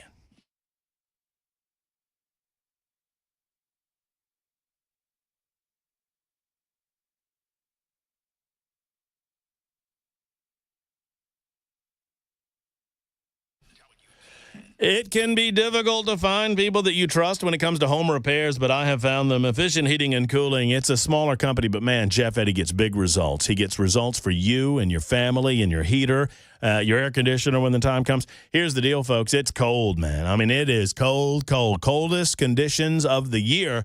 And with that comes a strain on your heater. If yours goes out, what happens? What do you do? Well, the best way to head off costly repairs is to maintenance your unit, and I hope that you've done that. But if one goes down, call Jeff Eddy and Efficient Heating and Cooler. If that heater's not ready, call Jeff Eddy. Let him get Jiffy Quick to your home. He's not going to charge you overtime if it's late at night or on the weekends because he doesn't believe in doing that. He will fix what ails your system, get it up and running. Now, sadly, sometimes these things go out and they cannot be repaired. If they need to be replaced, he's an Elite Pro partner with Rheem, and he can help you in that regard as well. EfficientHVAC.net is the website. Go there, EfficientHVAC.net, or call 615-784-4424, 784-4424 for my man, Jeff Eddy, and Efficient Heating and Cooling.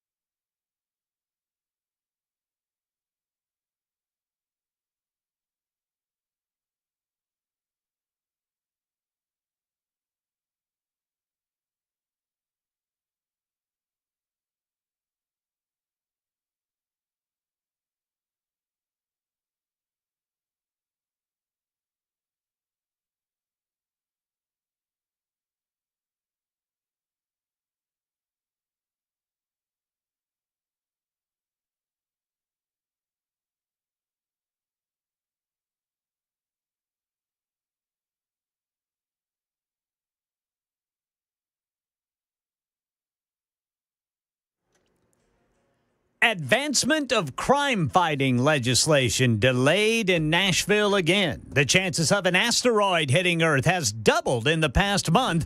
These stories at the day's closing money news at 6:30 on Super Talk 99.7 WTN. I don't want any part of that story. I have intentionally... Weber, have you heard this story about the asteroid? Yeah, I have. Yeah. You've heard this story? Everybody heard this? I mean, and Ken Weaver's going to illustrate why I'm staying away. I don't want to think about it. I don't want to talk about it. I don't want any part of it. I want it away from me as much as a matter of fact, when Ken Weaver starts the news here in about 20 seconds, I'm going to go to the bathroom. because I don't want to hear anything about it. I don't want to know what it's doubled to. Is it 5%? Is it 5%? Is it 6? Is it 6? Is it? I'm not going to tell you right now. If an asteroid hits that bathroom, I need to buy a lottery ticket. There's been asteroids hit that bathroom. There's been some bombs in that bathroom, boy. You're right to say. I don't know about asteroids. Maybe hemorrhoids.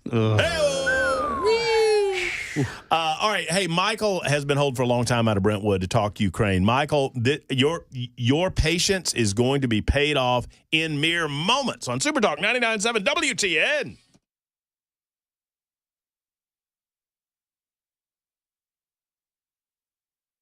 .30 on the dot. I'm Ken Weaver with your top stories. Full forecast and traffic in 5 minutes. Right now in Nashville, advancement of crime-fighting legislation delayed again.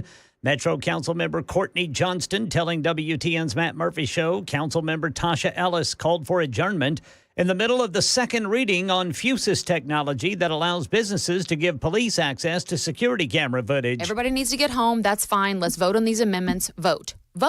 Get it done. But someone turned around to me last night and said, what just happened? And I said, what just happened is we abdicated our responsibility. Now, the Nashville Banner says Councilmember Ellis's call for adjournment was due to incoming snow. The Fusus legislation and just a few other remaining bills will now have to be taken up at the March 4th meeting. NASA astronomers say the chances of an asteroid striking Earth within the next decade has more than doubled in a matter of weeks, from 1% to 3%. NASA's Center for Near-Earth Object Studies discovered that asteroid just after Christmas. They say it could hit us December of 2032. It's similar to size of an asteroid that flattened trees over a 1,200-mile area of Siberia back in 1908. Money News, Michelle Franzen. The S&P hit another new record Wednesday as Wall Street stands firm, even against tariff threats from the Trump administration. The S&P closing around 15 points up, the Dow also finishing 71 points ahead, and the Nasdaq rising around 15 points. American electric vehicle maker Nikola filed for Chapter 11 bankruptcy just months after the company warned they were likely to run out of funding in early 2025. In 2020, Nikola was valued at around $30 billion, but after struggling to scale their business and EV truck production, and their founder found liable for misleading investors back in 2022, the company says it could not overcome these significant challenges. United Healthcare's insurance unit reportedly offering some employees in its benefits operations unit the option to accept buyouts if they resign before March 3rd. That according to CNBC. The business warning if it does not meet a resignation quota through these buyouts, it will have to begin some layoffs. That's the latest news. Traffic and weather next. I'm Ken Weaver, WTN News.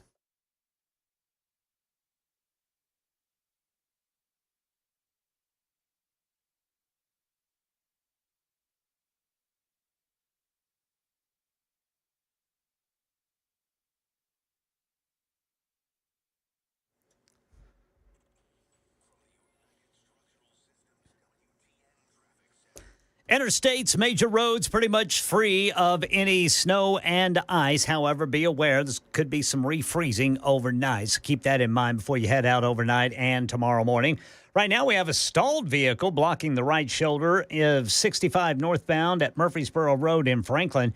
And then an accident reported by police 65 southbound right before Trinity Lane, just north of downtown. Traffic every 10 minutes every morning on Super Talk 99.7 WTN.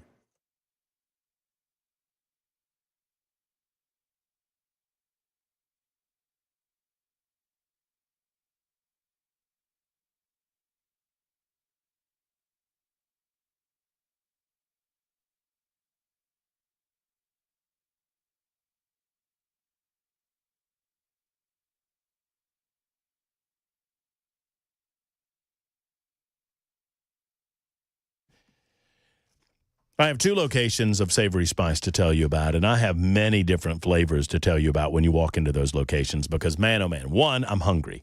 And when I think about Savory Spice, I think about they've got Nashville hot spices that replicate the Nashville hot chicken. Oh, man, they've got all manner of flavors. I mean, deliciousness to put on your food after you cook it. They've got sprinkles and seasonings and all kind of things for that. And then they've got salts, and they've got the spices that you put into the food that make it so delicious and so wonderful to smell and to see the sights and sounds of Savory Spice. Two locations, L&L Market on Charlotte Avenue in Nashville.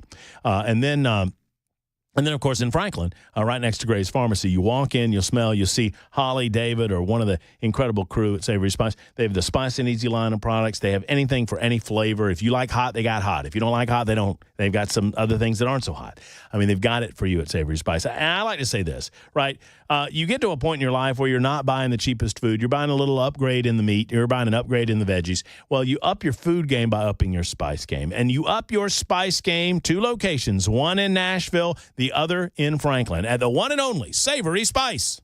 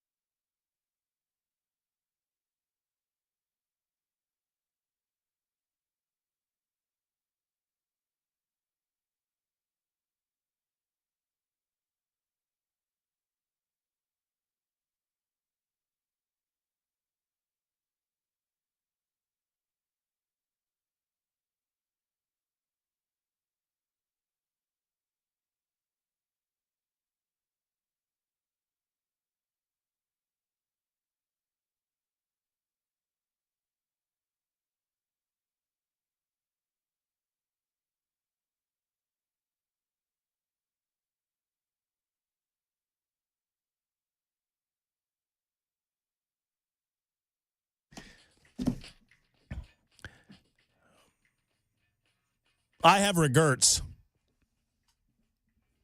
38 after the hour. Super Talk 99.7 WTN. Michael coming to you in a moment. Cameron's still here. My name's Matt Murphy. Chris Webber's behind the glass. I have regrets. Okay. What'd you do? Well, I didn't listen to Ken's newscast about the probability going up, and now I really want to know. I have regrets. It's still in the single digits. What is it now? Did you listen? Did anyone? I think it went up from 2 to 4. I think that's what I saw earlier today. I think that's right. I think Ken's that's not about going to tell us. No, Ken is packing up and leaving. Yeah. Ken is like, nope, you didn't want to listen to my newscast. You badmouth my newscast. I'm out of here. I'm just saying. I don't blame him. I hope it doesn't hit Nolensville. Otherwise, I'm good. Okay, so we bring up the 1908 deal, and I've done a little, and I forget the name of it. It's like the Tunga-Gunsta incident, or I mean, it's some language like that. It's like Tungunsta, or somebody help me out on You're that. doing great. Continue, Thank please. You. I appreciate that. I'll be here all the week. I talk for a living. You write for a living. You shut your mouth. Spell it. All the best words. Tunguska. Tunguska. That was good. Now you got Chris. You got Chris doing Look it. at the big brain on Matt. What is it? Tunguska. I can't look at your big brain for your big hair. You see that hat, don't you? The party in the back. It's crazy. It's insane. It's a lot. We are getting it cut on March 4th. If I have to do it myself, we're getting it cut on March 4th. I just need to find somebody. And somebody on the Super Text line gave me a lead on a great person out of Brentwood, so I'm looking into that.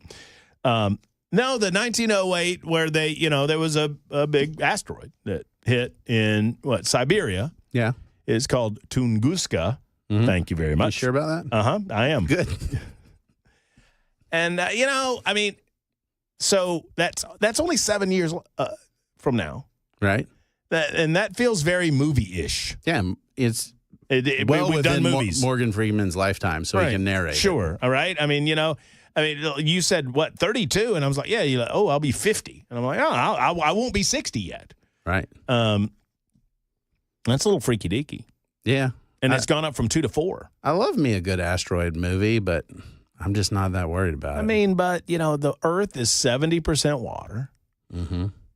If you start doing the math, what's the possibility of it actually hitting a populated area? I don't know. That we care about. It'll probably happen after we purchase Greenland, and it'll hit Greenland. Oh, bring all those rare earths up to the surface. That's a good thing. That's to prevent all the digging equipment we'd have to send over there. We're doing great here. I like the description of the Tunguska event. It says it was a large explosion between 3 and 50 megatons. Mm-hmm. And then it says deaths, up to 3 possible. Up to 3 possible. Property damage, a few damaged buildings. There is nothing in Siberia. A few. What was the megatons? 3, maybe 50. Who knows? That's how they measure nuclear warheads. Well, they believe that the thing that the asteroid was, I think you correct me if I'm wrong because I haven't read about this in years, Chris, but one of the theories is that it exploded while still in the air. There's something about the pressurization when it hit the Earth that it did not hit land, but it exploded before it got to land, which is why it did damage, but it did not do maximum sort of damage, and why it's so difficult to figure out the megatonnage. Well, this is the reason as a planet we move around so we don't get hit by as many of these things. Moving target, shifty. Yeah. We're very, very tiny in the grand scheme of things. Michael, God bless you. The floor is yours, sir. I'm going to give you the rest of the show if you need it because you've held just that long. Let's go. All right. Okay, so first of all, thank you for taking my call. Of course. I listen to your show pretty much daily. Glad you did. And not just your show, but the whole station because I'm on the road a lot, and that's what my radio is on. But Ukraine. So I've called before. I grew up in Eastern Europe in one of the Russian satellites on the Balkans. Okay. And I still have family there. I still have a lot of friends. And I still follow the news both there and here. So I kind of have a two-sided perspective of what people think there and what they're saying here. And I want to say that, first of all, I've lived in this great country for 30 years. I am a U.S. citizen. I am a registered Republican, and I did vote for Trump 3 times. So no ifs and buts about that. But I don't believe that a lot of American people actually possess the historical knowledge of that whole region and going back to history where this whole conflict starts from, and the reason why Europe is having that attitude towards Donald Trump. And to be fair, I believe that Donald Trump has been put in a position where it's not very favorable because he is taking the blame for a whole bunch of events that he had nothing to do with it. Okay? First of all, Merkel, who financed Putin's war in Ukraine pretty much by building his, streams and pouring billions in his war machine, she actually stopped Ukraine from joining NATO in 2008. Then Barack Obama didn't do anything in 2014, neither did the Brits when Crimea was annexed. And then Europe basically was sitting on their hands for the last 11 years, and now all of a sudden everybody remembered 4 weeks into Trump's presidency that, hey, Russia signed this memorandum together with Bill Clinton and Elton and the British Prime Minister back in 2014, which basically guarantees the borders of Ukraine, including Crimea. And the two guarantors for that deal, which was basically giving away Ukraine's nuclear weapons in return for Russia signing that treaty, that memorandum, the two guarantors were USA and Britain, which means that if any one of those two sides broke that deal, those two forces had pretty much a legal obligation to step in. That didn't happen in 2014 at all. So there is an old saying back there in Europe, which Bismarck actually has said way back, that any contract with Russia is not even worth the paper it's written on. And this is what a lot of Europeans remember. The problem is that the situation that Trump is being put in, or USA as a whole, is that basically nobody trusts that Putin will stop with Ukraine. Now, Ukraine has been put in a situation where they have to fight until the last man, and there's going to be no more Ukraine, right? And Russia's going to win that war. And if that happens, they're not going to stop there. They're going to continue. So why do you say that? Like that's a something I hear a lot of. They're going to take Ukraine and they're not going to stop there. Why do you think that's going to happen? Because you have to look back in history. This has absolutely nothing to do with Ukraine at all. Yeah, Putin wants to get the Soviet Union back together. No, way before that. Okay. This is like one of those never-ending conflicts. Russia's goal have always been the Bosphorus Strait. They treat the Black Sea, always have, always will. They treat the Black Sea like if it's a lake on their land. They don't care about any of the countries around there. They want to control the Bosphorus. They did this. They had a dozen wars with the Ottoman Empire, which was for those straits. After that, they had the Crimea War, they've always been after that. And then after World War II, when they divided pretty much Europe on a napkin, this is why Europe now is afraid that the same thing will happen. Okay. Because history repeats itself. Okay. And if we don't learn from it, we're doomed to repeat it. Right? We've all seen, we've all heard that cliche before.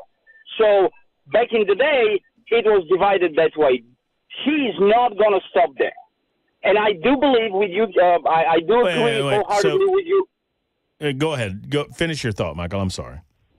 I wholeheartedly agree with you, guest that you were just speaking with, is that U.S., first of all, needs to have boots on the ground. And yes, we do need to send troops there together with Europe, and we need to push back Russia to the 2014 borders of Ukraine, which Russia has signed twice, that they agreed to those, and they have broken it. Michael, do you have kids? Yes, two of them. Okay. How old are your kids? One of them is in college. One of them is sophomore. Is this important enough for you to send your kids overseas to possibly die for it? I expected that question, and let me. I'm not dodging your question, but let me answer it that way. No, it is inevitable. It is inevitable. This is not a question of if; it's just a question of when. Mm-hmm. Because they cannot be trusted. So let's look at a few different scenarios. We want to stop the war right now, right? And we stop the war, and if we put troops in there that are not even American, we don't put American troops at all. Trump achieves what he's trying to do. Well, let me and in the interest of time, because I'm a little bit time limited, let me play a little bit of a different role in this discussion. You talk about how it's inevitable and how and this presents Russia as this grand threat. They can't beat Ukraine, man. They can't beat the Ukrainians, and they're a threat to us. They're not a threat to us. So if correct, you're absolutely correct. They cannot beat Ukraine, but they cannot beat Ukraine only because of the huge support that Ukraine has been receiving from Europe and United States. Yeah, but we're not giving them manpower. We're giving them money. I mean, we're giving them munitions. This is exactly where the problem lies. We can keep on continuing to giving them that support, but they're going to run out of people before Russia runs out of people. That's just, you cannot argue that. Okay, they're going to run out of manpower. You know what? I would argue at some point, the Russian people might run out of will. But I don't think Russians' will is relevant. I mean, I understand that, but for enough of them, they're not. And when that happens, inevitably, it's going to end up. So let's say the Trump wins. If the will of the people turn the will of the generals around. I'm not saying it's likely. I'm just saying it's possible. Yeah. Look, Michael, I need to give you the final word because I gotta scoot after I do that. But I respect the amount of time that you waited. So get final word on this for you, Michael. Well, final word is that the Russian people actually are with Putin. This is their mentality. And once Ukraine runs out of people on the ground, inevitably, even if they're just European forces, no Americans at all, let's say the European peacemakers, they're going to get into a conflict. And when they get into a conflict, it's going to be NATO countries. And then it's going to be U.S. We are obligated to back up our NATO allies. So no matter how you twist this, we're going to end up there sooner or later. And in my opinion, it's better sooner than later because it will be less collateral damage. It's spoken like a true war hawk, Michael. I mean, war is inevitable, so we might as well go ahead and benefit all those defense contractors now. No, I want peace just like anybody else. I don't want my kids to have to go there. I don't suggest that war is inevitable. I mean, you did. But You've said it three different times now, and I don't believe that. But I appreciate the time. I appreciate your patience. Michael waited over an hour, so I wanted to be respectful of his time and give him an opportunity to speak his mind. And I think he brings up an interesting perspective. I don't. Do you share the perspective that war is inevitable? I don't. Over time, yes. I mean, I don't believe that we will have a peaceful globe indefinitely. That's just not realistic. Well, I think Michael was specifically talking about war with Russia, that Russia would never stop, that Ukraine's not the ultimate objective, that I guess the ultimate objective, you suggested that it was to bring the old Soviet Union back together, and he went even further than that. Oh, no, it's big. Yeah. Big time. The delusions of grandeur that Putin has, the other thing to realize is he's not a spring chicken. And so, if this drags out, he may just die of natural causes, and then there will be a power vacuum, and then we'll have somebody else. So there are a lot of dynamics there. Well, none of this matters because this meteor is going to hit us, and all will be solved then. We over doubled our percentage from 1 to 3. That's going to wrap it up. 52 after the hour. We'll finish up on the other side and say fare thee well for this night, this Wednesday edition on Super Talk 99.7 WTN.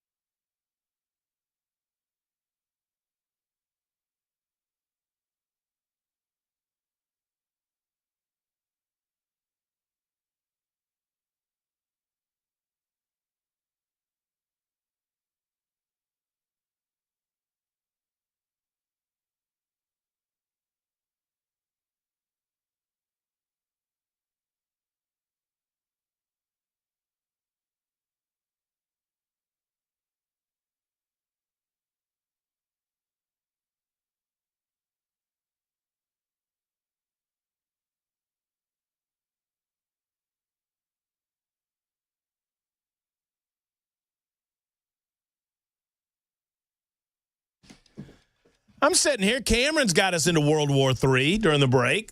It's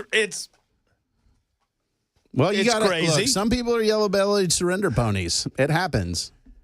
I mean, I've seen Rocky IV. I know how to do this. I'm going to ask this question tomorrow. That if Donald Trump told the American people that it was necessary for us to go to war with Russia in order to settle down the conflicts, not a forever war, but a definitive. Can I make a slight tweak to the question? If Donald Trump said, I'm going to basically kick Russia out of all the areas of Ukraine, or I'm going to blow up the stuff that's in Ukraine. So not an attack into Russia, but anything that's left in Ukraine, I'll blow up. That's the thing. Well, you've got to threaten into Russia, don't you? No. In order for that threat to be real? No, because I say get. And if you get, I'm not going to blow anything up. But this is the line. But then you're just blowing up Ukraine. It's already blowed up. Well, I understand that. But that's not a real threat. Yeah, I'm saying get out. Real threat. I'm trying to get them out of there. You're bluffing. You ain't got no aces. And then if they want to go to war, then we can war. I'm calling it. You can't beat Ukraine. I'm calling. I can beat whatever slop you got in your hand, buddy. Yeah. Roll Tide. Playing poker here. That's Putin's 72 years old. That's true, Chris. Yep. That's true. That makes a good point. Death comes from us all, even that guy. True. That's true. Thank goodness. All right, that's going to wind it down for us. I mean, none of this matters. The meteor thing. It's exponentially flaming meteor of death. Probabilities going up exponentially every single time I hear about it. So coming for us. It's on the way. 2032. So get your affairs in order. That's going to wrap it up for us. Thursday edition coming tomorrow to include Scott Sapicki and a good friend of mine, David Carrington, on the bankruptcy of Jefferson County. Great story you want to hear about. We'll be back tomorrow. Until then, so long.